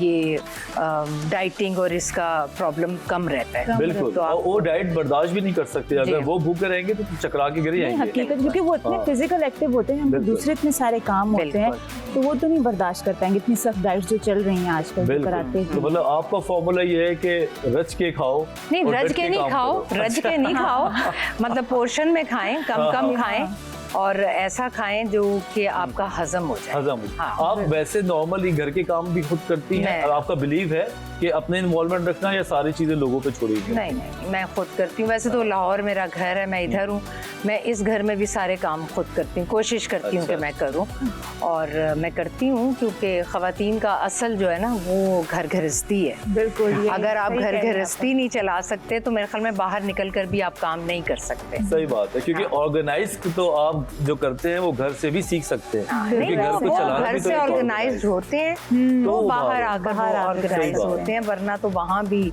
अफरा तफरी रहे जिंदगी में। तो आपा जब आप कराची में होती हैं, जिन दिनों अपने काम में मसरूफ होती हैं, तो लाहौर की कौन सी चीज़ आप यहाँ पे मिस करती हैं, और जब वहाँ होती हैं तो फिर कराची की कौन सी चीज़ मिस करती हैं आप लाहौर में? अब तो मुझे कराची में रहते हुए इतने साल हो गए हैं कि मुझे कराची लाहौर जैसा ही लगने लगा है, अपना अपना ही लगता है मुझे, और मैं मिस करती हूँ। मैं ज़्यादा दिन लाहौर रह जाऊँ तो मैं कराची को बहुत मिस करती हूँ, और जब इधर होती हूँ तो तब तो लाहौर की बहुत चीज़ें हैं, क्योंकि मेरा घर वहाँ है। हाँ। मेरा अपना बेडरूम, मेरे लाउंज, मेरे ड्राइंग रूम, मेरा किचन, मेरे हस्बैंड ख़ास तौर पर भी वहीं होते हैं, तो हर चीज़ मिस करती हूँ घर की। लेकिन मेरे ख्याल में कुर्बानियों का नाम ही एक बिल्कुल। खुशहाल जिंदगी। बिल्कुल। तो आप जब भी आपने कुर्बानी दी, कराची जब आई, तो शुरू का दिन कैसे गुजरे आपके? फैमिली दूर थी, आप अकेली थी, मेहनत का काम था, तो शुरू का थोड़ा सा अपना एक्सपीरियंस बताएं। हाँ, काम तो मेहनत का था, लेकिन उसमें मेहनत में जब शौक शामिल हो जाता है ना, तो वो मेहनत कहीं दूर रह जाती है। फिर आप शौक से करते हैं तो आप में एनर्जी बहुत रहती है। तो मेरा हमेशा से यही रहा कि मैंने इस काम को हमेशा बहुत शौक से किया है और उसकी वजह से मेरी एनर्जी बहुत रही और मुझे पता भी नहीं चला और इतने साल गुजर गए। तो अब नाजरीन हम ले रहे हैं एक ब्रेक और मुझे उम्मीद है कि आपको हमारा आज का सेगमेंट बहुत पसंद आया होगा। तो हम मिलते हैं एक ब्रेक के बाद, देखते रहें आन रमज़ान। आपका कोई ऐसा किरदार जो आपको अभी भी बहुत याद हो, मतलब कोई डिफरेंट सा किरदार हो? आपने माशाल्लाह बहुत सारे किरदार मैंने बहुत काम किया और मेरे ख्याल में मैंने हर तरह का कैरेक्टर कर लिया है। अच्छा। मुझे कभी लोग कहते हैं ना आज तक हसरत है कि मुझे फ़लाँ कैरेक्टर मिले, मुझे ऐसी कोई हसरत नहीं है। मुझे कोई स्क्रिप्ट मिलता है तो मैं उस कैरेक्टर को अपनी सोच के मुताबिक बनाने के लिए कुछ ना कुछ सोच लेती हूँ। अच्छा। इस कैरेक्टर में मुझे ना वो चीज़ें, वो जो मैंने उसमें नहीं किया था वो इसमें मुझे पूरा करना है तो मैं कर लेती हूँ। और अच्छा। आपको देख के ऐसा तासुर होता है कि शायद आप कॉमेडी ना कर सके, तो कभी कॉमेडी की है? अरे मैंने तो बहुत कॉमेडी की है। अच्छा। मेरी तो कॉमेडी की पता नहीं, मेरे डायरेक्टर्स कहते हैं कॉमेडी जो है ना वो टाइमिंग का नाम है। अच्छा। तो मेरी टाइमिंग बहुत अच्छी है। अच्छा। मैं खुद कह रही हूँ क्योंकि अब जितना काम कर लिया तो खुद भी अंदाजा हो जाता है देखकर। क्या बात। मैंने बहुत की है कॉमेडी। तो अगर फ्यूचर में कुछ चांस बनता है कि जिसे कॉमेडी एक्ट करना पड़े तो क्या आप उसके लिए रेडी हैं, करेंगी? मजा आएगा? हाँ, मैं अभी भी जो हमारे ईद प्लेज होते हैं वो कॉमेडी होती है, वो सीरियस नहीं होते। तो अभी मैंने बहुत ईद प्लेज भी किए हैं, उसमें भी कॉमेडी है और करती रहती हूँ। अच्छा आपा, वैसे आपका मतलब कैसा मिजाज, जैसे घर में बच्चों के साथ आप जैसे सीरियस रहती हैं यानी जैसे फ्रेंडली रिलेशनशिप है आपका? देखें बच्चों के साथ ना आपको डिपेंड करता है टाइम किस तरह का है, बच्चे सामने क्या कह रहे हैं, आपको रिएक्ट किस तरह से करना है। तो बच्चों के साथ तो इस तरह से करना पड़ता है, कभी आपको फ्रेंडली होना पड़ता है, कभी स्ट्रिक्ट होना पड़ता है, कभी आपको उनके साथ दोस्तों की तरह चलना पड़ता है। तो बच्चों के साथ तो ऐसे ही है, लेकिन इंडस्ट्री में और फ्रेंड्स के साथ हमेशा मैं बहुत फ्रेंडली। अच्छा। लेकिन मुझे देखकर सब जो भी मुझसे मिलता है फर्स्ट टाइम तो उसको ये कहता है कि आपसे डर लग रहा था कि पता नहीं अभी आप गुस्सा कर देंगे। अच्छा। दूसरी तीसरी मर्तबा जब मिलते हैं तो फिर बहुत कंफर्टेबल कि इतनी हम्बल है, इतनी स्वीट है, तो फिर वो कंफर्टेबल हो जाते हैं आपके साथ। अच्छा। आप ये बताएं कि आपके बच्चे भी माशाल्लाह एक्टिंग में ही हैं और काम कर रहे हैं, तो क्या बच्चे आपसे सीखते हैं या उनको होता है कि आपसे सीखे, आप उनको सिखा रही होती हैं, या कहते हैं कि नहीं हम लोग खुद ही कर लेंगे? कि देखिए आजकल के बच्चे मुझे लगता है कि हम लोगों से ज़्यादा शार्प हैं, ज़्यादा इंटेलिजेंट हैं। तो बच्चे जब काम करते हैं, जो मेरा बड़ा बेटा है वो तो जब एक्टिंग करता है तो वो मुझसे बहुत कुछ पूछता है कि अम्मा इसको किस तरह से प्रोनाउंस करूं, या इसकी अदायगी कैसे होनी चाहिए, या इसमें मेरी बॉडी लैंग्वेज क्या होनी चाहिए, या इसमें स्ट्रेस पॉजेस क्या होने चाहिए, वो मुझसे बहुत पूछता है। लेकिन छोटा वाला समझता है मैं ठीक कर रहा हूँ। कोई पूछे तो मैं ज़रूर बताती हूँ, और जब मैं देखती हूँ तो मैं बहुत क्रिटिकली देखती हूँ और फिर मैं बताती हूँ। तो मेरा भी सवाल जो है वो बड़ा मुश्किल है कि आपको खुद को कौन सबसे अच्छा एक्टर लगता है इनमें? सलमान।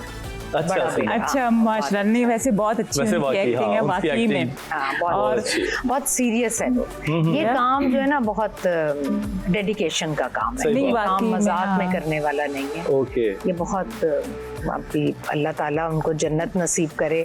कहते हुए भी अजीब सा फील होता है। मोहम्मद कबीर खान साहब, वो इतनी खूबसूरत बात कहते थे। हम इसी तरह बैठे हुए थे और मैं कहती पता नहीं कब सीन करेंगे, कब। कहते हैं क्या टाइम हुआ है? मैंने कहा 8 बज गए हैं। बस तो 10 बजे तक बैठ ही रहे सबा। मैं आपको एक बात बताऊं, ये जो हमें चेक मिलता है ना, वो हमें इसी सब्र और इसी पेशेंस का मिलता है जो हम इस वक्त बैठे में हैं। वरना जो हम एक्टिंग में खुद को माइनस करते हैं वो तो कोई पे बैक कर ही नहीं सकता, उसका तो कोई रिटर्न नहीं है। क्या बात। तो जो हमें पैसे मिल रहे हैं ना, इस सब्र और बर्दाश्त के मिल रहे हैं, जो हम आराम से इंतज़ार कर रहे हैं, वेट कर रहे हैं और अनकंफर्टेबल माहौल में बैठे हुए हैं। ऐसी जगहों पर हम लोग शूट करवाते हैं जहाँ शायद हम गुजर भी ना सकें, लेकिन कैरेक्टर में होते हैं तो हमें वहाँ बैठना पड़ता है। तो उनकी बात इतनी मेरे दिल को लगी कि मैं फिर ऐसे बैठ जाती थी, मैं कहा चलें ठीक है। बाकी वैसे उनसे बड़ा लेजेंड तो कोई था ही नहीं, कोई नहीं था, और जिनकी इसमें पर्सनैलिटी कोई शक नहीं है। बिल्कुल। बल्कि मैं तो ये बोलूंगा कि कवि साहब का जो अंदाज था वो पूरा एक इंस्टीट्यूट था, वो इंस्टीट्यूट जहाँ पे होते थे सिखा रहे होते थे। हाँ। बिल्कुल नहीं, वो सिखा नहीं रहे होते थे, उनसे हम सब सीख रहे होते सीख थे। रहे होते थे। बताएं जरा। वो उनकी इस एज में जो उनमें एनर्जी होती थी, जिस तरह से वो सीन करते थे, जो एक्टिंग करते थे, जिस तरह से वो आराम से बैठे रहते थे, खाना आया खा लिया, किसी चीज़ की डिमांड नहीं, वो सब कुछ कहते हैं ना कि वो प्रैक्टिकली बता रहे होते थे कि एक बड़ा आर्टिस्ट जो है ना वो ऐसा होना चाहिए, और हम लोग सीख रहे होते थे कि अगर उनके सेट पर होते हुए कोई भी जूनियर घुसक भी नहीं सकता था, इसलिए कि वो आराम से बैठे होते थे। जैसे वो एक मिसाल देते हैं ना कि जो भरा हुआ दरख्त होता है वो हमेशा झुका हुआ होता है, बिल्कुल। तो उससे हर कोई ले ही रहा होता है, सीख ही रहा होता है। तो जितने भी हमारे जैसे सीनियर अदाकार हैं, ये मैंने खूबी देखी है आपा, मतलब आप में भी और सब में भी, कि वो हमेशा कुछ ना कुछ अपने जूनियर को सिखा देते हैं, कुछ समझा देते हैं। तो वैसे आपको क्या लगता है, अगर आप उन जैसे सीनियर्स हैं या आजकल के जो नए आर्टिस्ट हमारे आ रहे हैं, तो वो भी माशाल्लाह बहुत अच्छे हैं, लेकिन आपको क्या फ़र्क महसूस होता है अभी के जो हमारे आर्टिस्ट हैं या जो आप जैसे माशाल्लाह आप लोग सीनियर हैं, इतना काम करते हैं, इतना सब्र, एक तहम्मुल है मुझे लगता है आप लोगों में, तो क्या वो आजकल के हमारे जो आर्टिस्ट हैं उनमें है? अच्छा, आजकल भी हमारे आर्टिस्ट बहुत अच्छे आ रहे हैं, ऐसा नहीं है, बहुत इंटेलिजेंट हैं, बहुत पढ़े लिखे हैं, और ज़िंदगी को उन्होंने, मैं ये नहीं कहती कि उनका मुशाहिदा बहुत है, क्योंकि एक्सपीरियंस का तो शॉर्टकट कोई नहीं है, वो आपको एज के साथ मिलता है, ऐसे ही है, लेकिन उनकी पढ़ाई में और जितना एक्सपोजर है उसने उन लोगों को बहुत सिखा दिया है। और अगर सेट पर कुछ चीज़ें हम लोगों को अच्छी नहीं लगती जूनियर्स की, तो मैं तो उन्हें कुछ भी नहीं कहती, मैं कहती हूँ कि ये इनका ब्रॉटअप है, ये इनकी तरबियत है, तो वो आप घर से लेकर चलते हैं। मेरी कोई औकात नहीं है कि मैं उनको ये चीज़ें समझाऊं। आप जब प्रैक्टिकल लाइफ में कदम रखते हैं तो फिर आप समझें, आप ऐसे हैं जैसे समंदर में आपको छोड़ दिया जाए, या तो आप तैरेंगे या आप डूब जाएंगे, तो उधर आपको संभालने वाला कोई नहीं होगा। तो संभलने के लिए घर और माँ की आगोश और घर की तरबियत वो होती है, घर से निकलने से पहले वही आपको एक कामयाब इंसान बनाकर बाहर भेजती है या एक नाकाम पर्सनैलिटी। बिल्कुल सही बात है। मैं तो कहता हूँ कि रवैयों, इसलिए मैं कुछ नहीं कहती जूनियर रवैयों से इंसान डूबता है और उसी से अपना नाम को वो ऊपर तक लेके जाता है। अब आपके टाइम पे आज से लेके जब से आपने काम स्टार्ट किया, बड़े बड़े लेजेंड्स आए, एक से बढ़ के एक। आपको किसने देखा, आपने किससे सीखा, किससे मुतासर है? मैं जी उज़्मा गिलानी से। अच्छा। उज़्मा गिलानी से मैं बहुत ज़्यादा मुतासर हूँ। फिर मैं कहूँगी कबीर खान, और मुझसे तो ज़ाहिर सभी ये सब सीनियर हैं और इनसे कुछ ना कुछ मैंने सीखा ही है, और मैं उज़्मा गिलानी से बहुत ज़्यादा मुतासिर हूँ। कभी किसी ने बताया कि आपको इसके साथ कास्ट किया गया और आप बहुत खुश हुई हो कि जिसके साथ आपका काम करने का ख्वाब था, कुछ याद है आपको ऐसे एक दो नाम? मेरे ख्याल में मेरी एक्साइटमेंट कभी भी उस लेवल की नहीं रही, क्योंकि मैंने हर बड़े आर्टिस्ट के साथ शुरू में ही काम कर लिया। मेरा पहला सीरियल ऐसा था जिसमें सभी बड़े आर्टिस्ट थे और उनके बीच में मैं खड़ी थी। फर्स्ट सीरियल मेरा फर्स्ट सीरियल था। उज़्मा गिलानी थी, महमूद असलम थे, फैसल कुरैशी थे, फराह शाह थी, मारिया वास्ती थी, और इस तरह के सब आर्टिस्ट थे। और उसके बाद हमेशा ही मुझे अच्छी कास्ट, अच्छा प्रोडक्शन हाउस, अच्छा डायरेक्टर, अच्छे राइटर्स, अच्छे को आर्टिस्ट, मैं बहुत लकी हूँ, मुझे ऐसे लोगों के साथ ही हमेशा काम करने का मौका मिला। क्या बात है, तो बड़ी किस्मत वाली बात है कि शुरू में ही मैं लकी हूँ इस मामले। अच्छा, हमें आपका हिडन टैलेंट भी वैसे पता है कि आपने न्यूज़ भी देखी, बड़ी हिडन नहीं है, वो तो सारी दुनिया को पता है। न्यूज़ एंकर हैं। हाँ, मैं न्यूज़ कास्टर पीटीवी पर पहले मैंने अनाउंसमेंट की थी। अच्छा। जी, पहले मैं अनाउंसर थी, वो मैंने 6 साल की, फिर मैंने 13 साल खबरनामा पढ़ा। माशाल्लाह, 13 मैं ऐसे हिडन कह रहा हूँ, ये तो सालों साल मेरी पहचान वो है पहली, और फिर मैं ड्रामों में आई। तो आप फिर मतलब ड्रामों में किस तरह आप आई, एकदम से चेंज कैसे आया?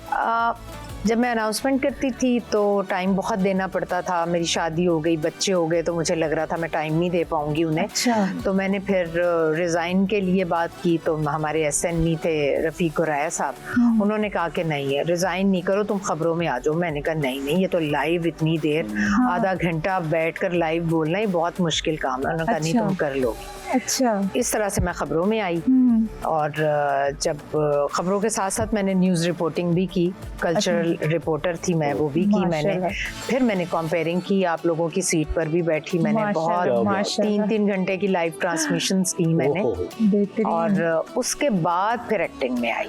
और एक्टिंग में आने के बाद कुछ और आगे जाने का इसलिए नहीं सोचा कि इसमें हर तरह का शौक पूरा हुआ। सही बात है। जवानी का, बुढ़ापे का, गांव का, शहर का, बच्चे का, बड़े का, दादी का, माँ का, हर कैरेक्टर में ढल गई, किरदार में ढल गई, मतलब हर किरदार आपने, जैसे कहते हैं ना कि एक्सपीरियंस किया आपने इसमें आके। बिल्कुल। तो किसमें वैसे कौन से किरदार में ज्यादा मजा आता है जब आप करती हैं, या कोई ऐसा किरदार हो जो आप मतलब जिस तरह एक होते हैं ना, जितने भी आपने किए हैं, तो कौन सा फेवरेट किरदार आपका रहा है? मैंने हर तरह का कैरेक्टर किया है। कभी मैं ज़्यादातर नेगेटिव लोगों को पसंद आते हैं, मेरे अपने बच्चों को भी नेगेटिव पसंद आता है। वो कहते हैं अम्मा जब आप सब पर जुल्म कर रही होती है ना, हमें वो अच्छी लगती हैं, और रोती भी शक्ल हमें इतनी अच्छी नहीं लगती। लेकिन मुझे पर्सनली सीरियस कैरेक्टर पसंद है। लेकिन मैंने एक किया था, मोहब्बत तुमसे नफरत है, जियो पर चला था मेरा एक सीरियल। उसमें मैंने 80 साला एक दादी का कैरेक्टर किया था, जो मेन कैरेक्टर था। तो हर तरह के कैरेक्टर किए, और सारे कैरेक्टर मेरे दिल के बहुत नज़दीक हैं। दुर्रे शहवार किया था, जो कि मेरा पहला फेवरेट कैरेक्टर था दुर्रे शहवार में। और फिर मैंने हम सफ़र किया, हम सफ़र में खैरत की माँ का कैरेक्टर किया, वो मेरा बहुत फेवरेट था। फिर मैंने ज़रा याद कर में जो एक, ज़्यादातर मैंने खलीलुर रहमान कमर के जो स्क्रिप्ट थे वो किए हैं, जो लोगों को बहुत पसंद आए। वाकई में माशाल्लाह। आप वैसे क्या मैसेज देना चाहती हैं जो आने वाले लोग हैं, जो नए लड़के लड़कियां हैं, जो बहुत सीख रहे हैं, कोई ख़ास मैसेज उनके लिए आप देना चाहें एक्टिंग के हवाले से, किसी चीज़? देखिए, मैसेज तो मैंने आपसे जैसे कहा कि वो तो आप सारी चीज़ें और सारा एक्सपीरियंस आप घर से बातें सारी लेकर निकलते हैं, एक्सपीरियंस करते हैं फिर आप इस फील्ड में आकर। और अभी तो मुझे लगता है मैं भी तिफले मकतब हूँ, कि अभी तो मैं भी सीख ही रही हूँ। तो मैं तो क्या ही मतलब दोबारा से बोलिए आपने लफ्ज़ बोले, तिफले मकतब। ठीक तो मैं क्या, बस मैं तो यही कहूँगी कि आप जो भी काम करें उसमें फुल डेडिकेशन होनी चाहिए, आपकी इन्वॉल्वमेंट होनी चाहिए। और एक्टिंग में ख़ास तौर पर मैं सबसे यही कहती हूँ कि एक्टिंग नाम है आपको अपने आप को माइनस करने का। जब मैं सेट पर जाऊँ और सबा मेरे अंदर रहेगी तो मैं उस कैरेक्टर में कभी ढल नहीं सकूँगी जो मैंने करना है। तो पहले तो मैं इस कैरेक्टर को माइनस करती हूँ। और वो माइनस कैसे आप करते हैं? आप अपने गेटअप के थ्रू करते हैं। आप गरीब हैं तो फिर आप गरीब लगें। सही। अगर मैंने बाल बना के और ज्वेलरी पहनकर गरीब बनना है तो उसमें मैं फिर ढल नहीं सकती उस कैरेक्टर में। तो खुद को माइनस करें और फिर आप कैरेक्टर करें तो फिर वो यादगार कैरेक्टर बन जाते हैं। क्या बात है, बहुत सीखने को मिल रहा है। बहुत कुछ आपसे मैंने तो बहुत कुछ सीखा, जिस तरह उन्होंने अपना एक अंदाज़े बयान, जो अपने जर्नी बताई अपने, और जैसे आपने ये बताया ना कि आप किस तरह कैरेक्टर को बिल्कुल उसको ढल जाती हैं उसमें, और किस तरीके से आप करती हैं। मैं आपको एक बात बताऊं, ऐसा है कि वो कोई मुश्किल काम नहीं है। जब आपको एक कैरेक्टर कोई भी प्ले करने के लिए मिलता है तो उसमें आपको 100% अपनी एफर्ट्स डालनी होती हैं, जबकि 50% एफर्ट्स आपके गेटअप से आपको मिल जाती हैं। फिर आपके पास सिर्फ 50% एक्टिंग से आपने प्रूव करना है। उसमें आपने 25% भी एक्टिंग कर दी ना, तो आप समझे 75% आप पास हो गए उस इम्तिहान में। बेहतरीन, तो बड़ी जबरदस्त बात पता चल गई है। चलो इसी के साथ साथ अब क्या कह सकते हैं, क्या कह सकते हैं, दिल तो नहीं चाह रहा, लेकिन इतना शॉर्ट टाइम 3 सवाल मेरे माइंड में थे कि पूछने, लेकिन टाइम हमें इजाजत नहीं देता। बहुत कुछ जानना था, लेकिन बहुत शुक्रिया, आप लोग भी बहुत अच्छा होस्ट कर रहे हैं।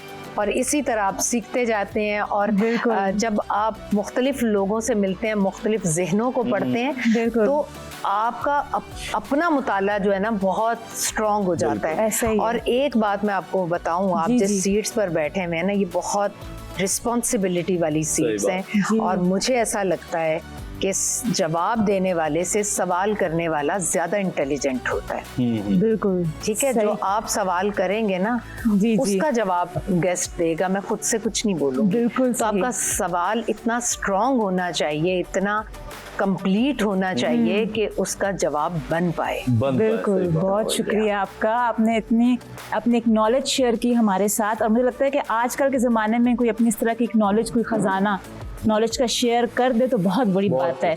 और बहुत शुक्रिया आपका जी, आप आए, आपने हमारी शो को क्या कहते हैं कि 4 चांद लगा दिए आपने अपने आने से। बहुत ज़्यादा शुक्रिया आपका। नहीं, आप दोनों का बहुत शुक्रिया, थैंक यू। तो अब नाजरीन हम ले रहे हैं एक ब्रेक और मुझे उम्मीद है कि आपको हमारा आज का सेगमेंट बहुत पसंद आया होगा और बहुत कुछ सीखने को मिला होगा आपको। तो हम मिलते हैं एक ब्रेक के बाद, देखते रहें आन Ramzan. Welcome back after the break. तो जनाब, अब हम बात करने जा रहे हैं एक नहायत ही अहम टॉपिक के ऊपर और हमारे साथ हमेशा की तरह जो गेस्ट हैं अल्लामा फैसल साहब हैं। तो हम इनसे बात करेंगे। आज का जो टॉपिक है वो बड़ा इम्पॉर्टेंट है, वो है इबादत से मुतालिक। इबादत हम बेशक करते हैं और करना चाहते हैं, लेकिन इबादत के साथ साथ क्या हमारी ज़िंदगी पे वो कोई ख़ास असरात मुरतब करती है या नहीं, हमारी शख्सियत को बदलती है नहीं। इसी चीज़ के लिए हम अपने अल्लामा साहब से बात करेंगे। अस्सलाम वालेकुम अल्लामा साहब। वालेकुम अस्सलाम। कैसे हैं? खैरियत से? अल्हम्दुलिल्लाह। टॉपिक बड़ा कॉमन सा है दिखने में, अगर देखा जाए कि इबादत करनी है, इबादत करेंगे हमें सवाब मिलेगा, लेकिन क्या इबादत का ताल्लुक सिर्फ सवाब की हद तक ही है, या हम इबादत करते हैं आगे उसकी हमारी पर्सनैलिटी के ऊपर या हमारी शख्स के ऊपर कोई चेंजेस मुरतब होते हैं? हर इबादत एक मकसदियत लिए हुए, बग़ैर मकसद के कोई इबादत नहीं। ठीक।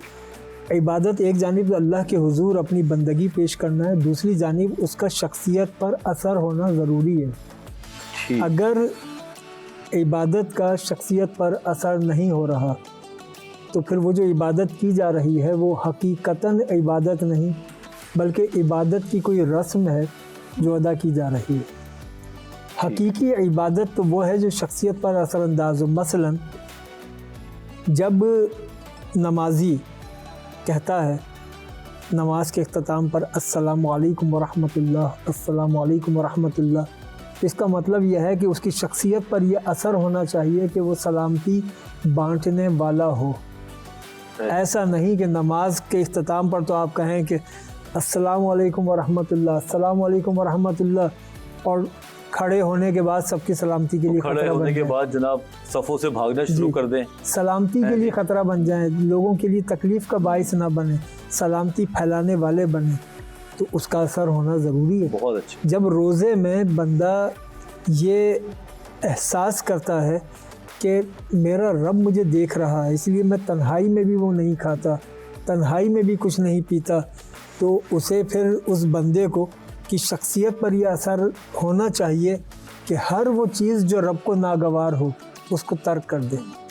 मौलाना साहब, कई ऐसे लोग देखे हमने जैसे कि इबादत करना शुरू करते हैं और उनके अंदर वाज़ेह फ़र्क आता है, सब्र, शुक्र, एक ठहराव सा नज़र आता है, लेकिन उनमें कई लोग ऐसे भी हैं जो बड़े लंबे अरसे से इबादत कर रहे हैं, लेकिन उनके चेहरे पे भी वो एक सॉफ्ट नहीं होती या और चीज़ें नज़र नहीं आती। तो इसका क्या मतलब है कि अल्लाह ताला उनकी इबादत कबूल नहीं कर रहा है या उनको और शाइस्तगी की ज़रूरत होती है? असल में इबादत बराए इबादत ये इस्लाम का तसव्वुर नहीं है। ठीक। इस्लाम है इबादत बराए इस्लाह अहवाल, यानी अगर मैं अल्लाह की इबादत करता हूँ, अल्लाह के हुजूर तो मैं बंदगी कर रहा हूँ, उसके हुजूर तो मैं कह रहा हूँ इय्याका नअबुदु, अल्लाह हम तेरी बंदगी करते हैं, लेकिन अब मैं दुनिया में हर शख्स की बंदगी करता हुआ नजर आऊँ। सही बात। हर शख्स के पीछे आगे मैं झुक जाऊँ। जब मैं ये कहता हूँ कि ऐ अल्लाह तू मेरा माबूद है, तू मेरा मसजूद है, तो मेरी तमाम तर तवज्जुहात का मरकज़ ज़ाते परवरदिगार होनी चाहिए। वो लोग जो इबादत इसलिए करते हैं कि बस नमाज का वक्त हुआ नमाज अदा कर ली, रोज़ों का महीना आया रोज़े अदा कर लिए।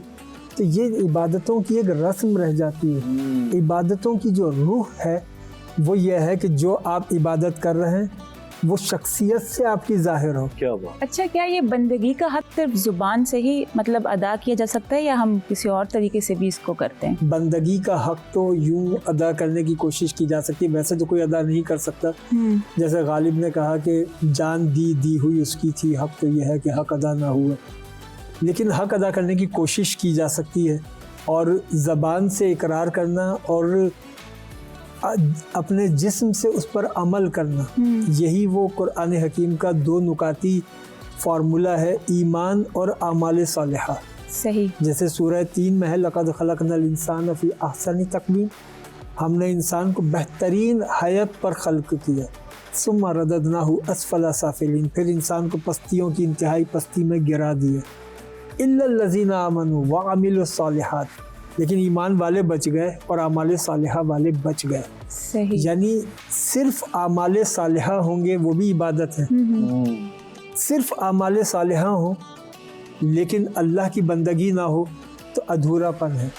और अल्लाह की बंदगी तो हो रही है लेकिन मखलूक से ताल्लुकात सही नहीं है। तो कुछ लोग तो रियाकारी भी कर रहे होते हैं मिसरा इबादत में, तो उसका कैसे पता चलेगा? अल्लज़ीना हुम युराऊन, जैसे सूरह माऊन के अंदर है ना, अल्लज़ीना हुम युराऊन, वो लोग जो दिखावा करते हैं, यानी वो लोगों में नेक बनना चाहते हैं, नेक होना नहीं चाहते, कोशिश कर रहे होते हैं बनने की, दिखा रहे होते हैं, लोगों में नेक दिखना चाहते हैं। जबकि इबादत का मकसद नेक दिखना नहीं है, नेक बनना है। कि इंसान नेक बनेगा कैसे, और नेक बनना और नेक दिखना, इसी में रियाकारी और हक इखलास इबादत है। मतलब हम दिल से नियत से नेक बने जी, ना कि हम दिखा रहे हो सामने, या जो होता है दिखावा करना होता है, मतलब दिल से कबूल करें हम उसको, नियत साफ हो हमारी। और एक बड़ा इस दौर में वो मर्ज ज़्यादा नज़र आ रहा है। पहले तो एक तकब्बुर था जो मनफी था, अब इंसान के नेक होने का एक तकब्बुर। बिल्कुल सही। मैं पॉइंट समझ है, जैसे कि मैंने भी कुछ देखा है। हमें याद है कि हमारे भी चारों तरफ ऐसे लोग थे कि नमाज बाकायदगी से पढ़ते हैं, बहुत अच्छी तरीके से अपने आप को नज़र भी आ रहे होते हैं, लेकिन उनके अमाल में सख्ती है, लोगों का ख्याल नहीं करना है या बदतमीज़ी है। यहाँ तक कि उनके मामला जो है, मैंने देखा कि वो इतना कमज़ोर है कि उनकी ऐसा लगता है कि इन्हें भी ज़रूरत है मदद की। तो क्या ऐसे लोगों को आप दिखावे की बात कर? देखें, इस्लाम में इबादत का तसव्वुर दो रुखी है। ठीक है। अम्र बिल मारूफ व नही अनिल मुनकर, एक जानिब अहकामात इलाही पर अमल करना है, दूसरी जानिब सारी ख़ताओं से बचना है। तो अब वो लोग जो मस्जिदों में नमाजें तो पढ़ रहे हैं लेकिन लोगों से उनके रवैये दुरुस्त नहीं, लोगों से उनकी अखलाकियात दुरुस्त नहीं, उनकी ज़बान के शर से कोई महफूज नहीं। जैसे कुरान हकीम में एक बड़ी अजीम मिसाल मौजूद है। अल्लाह ताला ने जब मूसा अलैहिस्सलाम और हज़रत हारून को फ़िरऔन के पास भेजा कि फ़िरऔन तक हमारा पैगाम पहुँचाओ, तो किस तरह पहुँचाओ वो तरीका भी बताया। इज़हबा इला फ़िरऔन इन्नहु तग़ा, तुम दोनों जाओ फ़िरऔन के पास, वो सरकश हो गया है। फ़क़ूला लहू क़ौलन लय्यिनन लअल्लहु यतज़क्करु औ यख़्शा, जब फ़िरऔन से बात करना तो नरमी से करना, माशाअल्लाह, ताकि वो नसीहत कबूल करे और उसके दिल में खशियत पैदा हो। क्या बात। अल्लाह जानता था फ़िरऔन ईमान नहीं लाएगा, लेकिन इसके बावजूद कहा कि फ़िरऔन से नरमी से बात करना। ये जो आपने मिसाल दी है, अगर हम आज के दौर में रखें तो आज हम कहते हैं कि तुम गुस्सा ना करो या तुम आराम से पेश आओ, तो सबसे पहले दूसरा कहता है वो भी तो मेरे साथ ऐसा करे, वो तो मेरे साथ बदतमीजी करी तो मैं भी ऐसे ही करूंगा। फौरन जो है वो मुकाबले पे आ जाता है, जैसा वो वैसा मैं। और आप यहाँ पे जो आपने बात बताई, उस शख्स के पास जा रहे हैं कि जिसका पता है कि इसने मानना नहीं है, और फिर भी जो है आप उसके साथ ऐसे मुखातिब। इसलिए कि इस्लाम ये कहता है पहले हुस्न कलाम से माइल करो, और जब बंदा माइल हो जाए तो फिर कायल करना आसान हो जाए। वाह जी वाह। हमारे माशरे में तो पहले एक सख्त रवैये से लोगों को दूर कर देते हैं, और फिर लोग कहते हैं कि ये मस्जिद में नहीं आते। भाई क्यों नहीं आते? इसलिए कि आपका रवैया अगर लोगों के साथ दुरुस्त हो, हम अगर मस्जिद में आने वालों को खुशामदीद कहें तो क्यों नहीं आएंगे लोग मस्जिद में? बिल्कुल। मजहब तो नाम ही इस चीज़ का जो हमारा दीन है कि मोहब्बत से बुलाता है अपनी बिल्कुल। तरफ, ना कि वो सख्ती से, क्योंकि बहुत से लोग फिर डर भी जाते हैं इस चीज़ से बिल्कुल। और वो आते ही नहीं है करीब। बिल्कुल, हम तो मुसलमान हैं, हम तो बिल्कुल। अल्लाह ताला ने हम वो नसीब वाले फैमिली में से कि हमें पैदा हुआ, लेकिन जो नए लोग हैं उनके लिए तो ये चीज़ें बहुत इंपॉर्टेंट है। हमारे दीन ने इबादत के तसव्वुर को इतना जामे किया है। दीगर मज़ाहिब के अंदर इबादत का तसव्वुर इबादत खाने के तक महदूद है, यानी आप इबादत खाने के अंदर उस मज़हब के पैरोकार हैं, उस इबादत खाने से निकल कर आप एक आम इंसान हैं। इस्लाम ये कहता है कि ज़िंदगी के हर लम्हे में आप मुसलमान हैं और हर लम्हे में आप इबादत कर सकते हैं। मसलन ये कि एक आदमी कितनी इबादत के मौके हैं जो हम ज़ाया कर देते हैं। मैं चंद की निशानदही करूं, जो सुबह शाम में एक आदमी अगर पानी पीना है तो वो अगर सुन्नत तरीके पर पी ले, उसका पानी पीना इबादत बन जाएगी। बिल्कुल। जो खाना खा रहा है अगर वो अल्लाह के नाम से आगाज़ करके और सुन्नत तरीके पर खा ले तो उसका यही खाना खाना उसके लिए इबादत बन जाएगा। हद ये है कि जो आदमी रात को बिस्तर पर सो रहा है, उसको रात को सोना तो है, लेकिन अगर वो सुन्नत तरीके पर लेट जाए तो उसका ये सोना भी पूरी रात नहीं किया, पूरी रात इबादत, सुभान अल्लाह। क्या खूबसूरत। अच्छा, मेरा आपसे सवाल है कि कुछ लोग जिनका घर में रवैया बहुत सख्त होता है, मतलब वो इखलाक से बात भी नहीं करते जिस तरीके से वो ट्रीट कर रहे होते हैं अपने घर वालों को, लेकिन बाहर जाके वो औरों के साथ बहुत मीठे हो जाते हैं और एकदम उनका इखलाक बदल जाता है। और यहाँ तक भी ऐसा भी मैंने देखा है कि घर में वो जिनके साथ इतना बुरा इखलाक से जिनके साथ पेश आ रहे हैं, औरों के सामने फिर भी उनको अच्छे तरीके से ट्रीट करेंगे, लेकिन घर में उनकी इज्जत नहीं करेंगे और बाहर वालों को और अच्छा ट्रीट करेंगे। तो आप इस बारे में क्या कहेंगे? ये शख्सियत का एक बहुत बड़ा झोल है, और जो शख्स घर के अंदर जिसका रवैया दुरुस्त नहीं है, घर के बाहर अगर वो लोगों में मसीहा भी बने हुए हों तो फिर वो दिखावा है, वो एक रियाकारी है। इसकी एक बड़ी अजीम मिसाल मौजूद है कि आकाए दो जहाँ पर जब पहली वही नाजिल हुई तो आपकी तबीयत नासाज हुई, तो हज़रत खदीजतुल कुबरा अहलिया बीवी की गवाही सबसे अहम होती है, क्योंकि वो घर की फ़र्द है जी, दिन रात आपके साथ है, शरीके हयात है। बिल्कुल। हज़रत खदीजतुल कुबरा ने हुजूर से अर्ज़ की कि हुजूर, आपका रब आपको कभी नाउम्मीद नहीं करेगा, क्योंकि आप मखलूक का ख्याल करते हैं, वाह जी। आप सादिक हैं, आप अमीन हैं, आप लोगों का ख्याल करते हैं, परेशान हालों की मदद करते हैं, आपका रब कभी आपको तनहा नहीं छोड़ेगा। माशाल्लाह। तो वो गवाही गवाही दे रही है, जी, क्योंकि उन्होंने अपनी आंखों से उनको हमेशा इस तरह देखा। ये गवाही बता रही है कि रसूल अकरम का घर में रवैया कैसा था, रवैया कैसा था। वरना हजरत खदीजा ये गवाही ना देती। बेशक तो बेशक। हजरत खदीजा को ये गवाही देना बताता है आकाए दो जहां कायनात की सबसे बड़ी ज़ात है, मखलूक में उनसे बड़ा कोई नहीं। बेशक। अगर कोई शख्स के घर वाले हैं उसकी गवाही दे सकते हैं तो फिर हमारे ख्याल से उसका रवैये जो है वो तो मिसाली होंगे। फिर आप देखिए ना, हजरत आयशा सिद्दीका फरमाती हैं कि हुजूर मेरे घर के कामों में मेरे हाथ बटाते थे।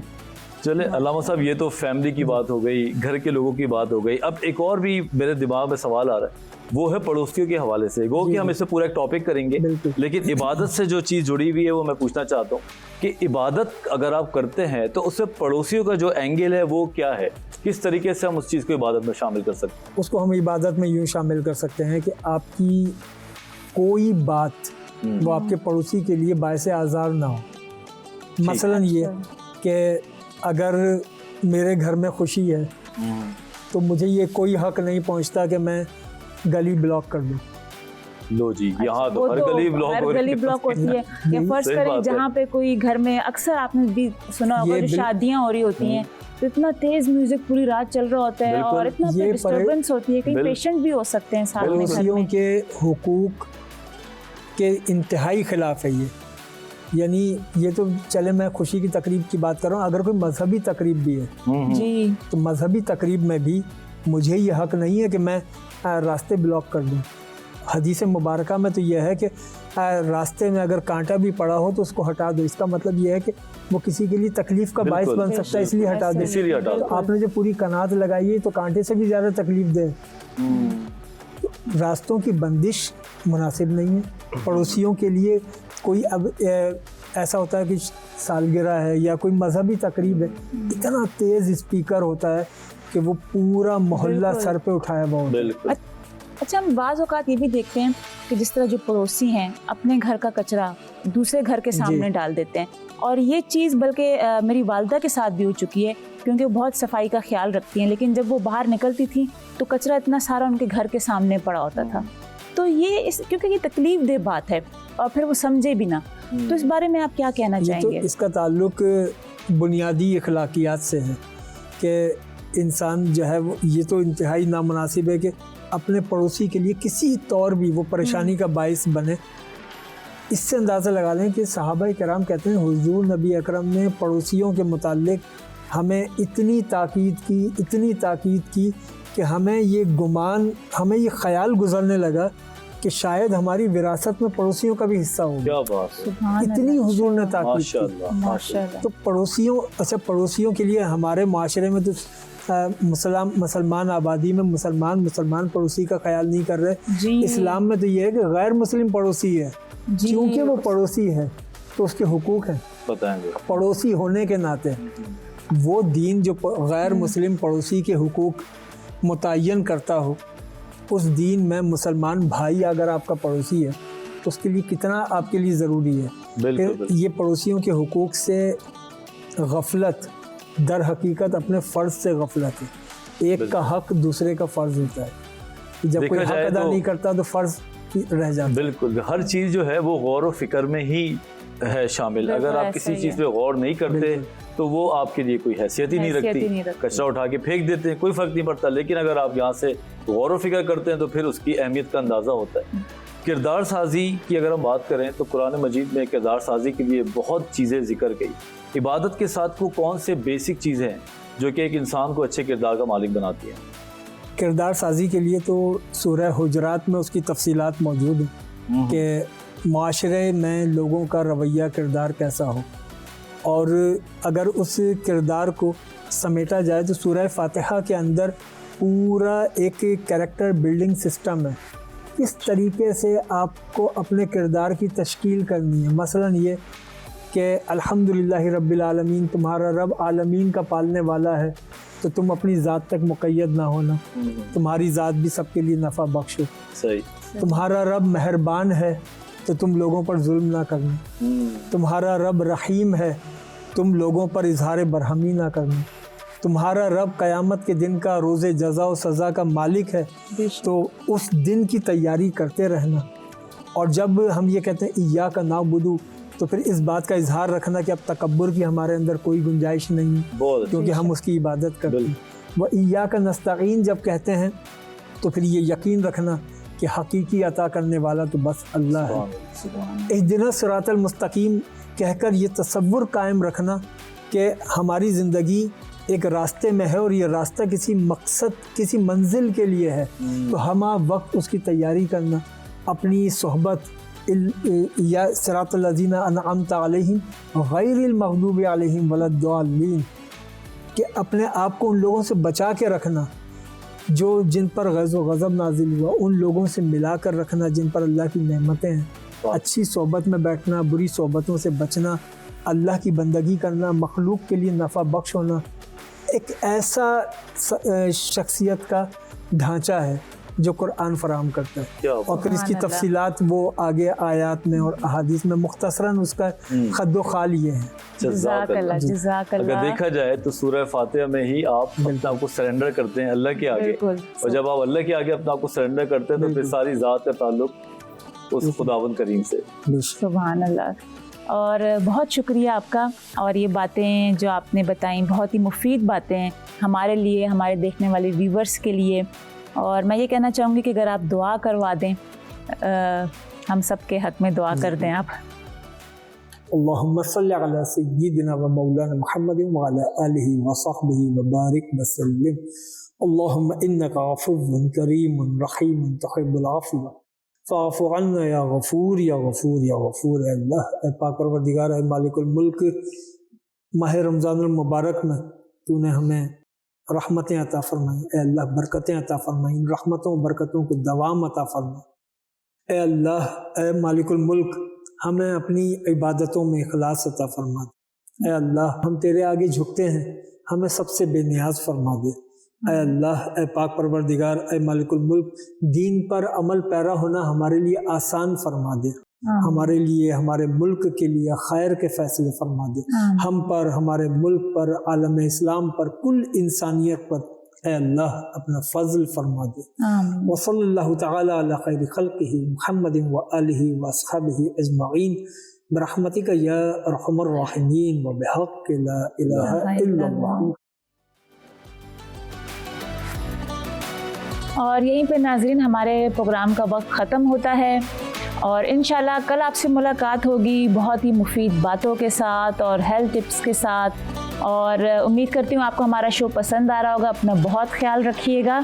कल आपसे मुलाकात होती है। अल्लाह हाफ़िज़।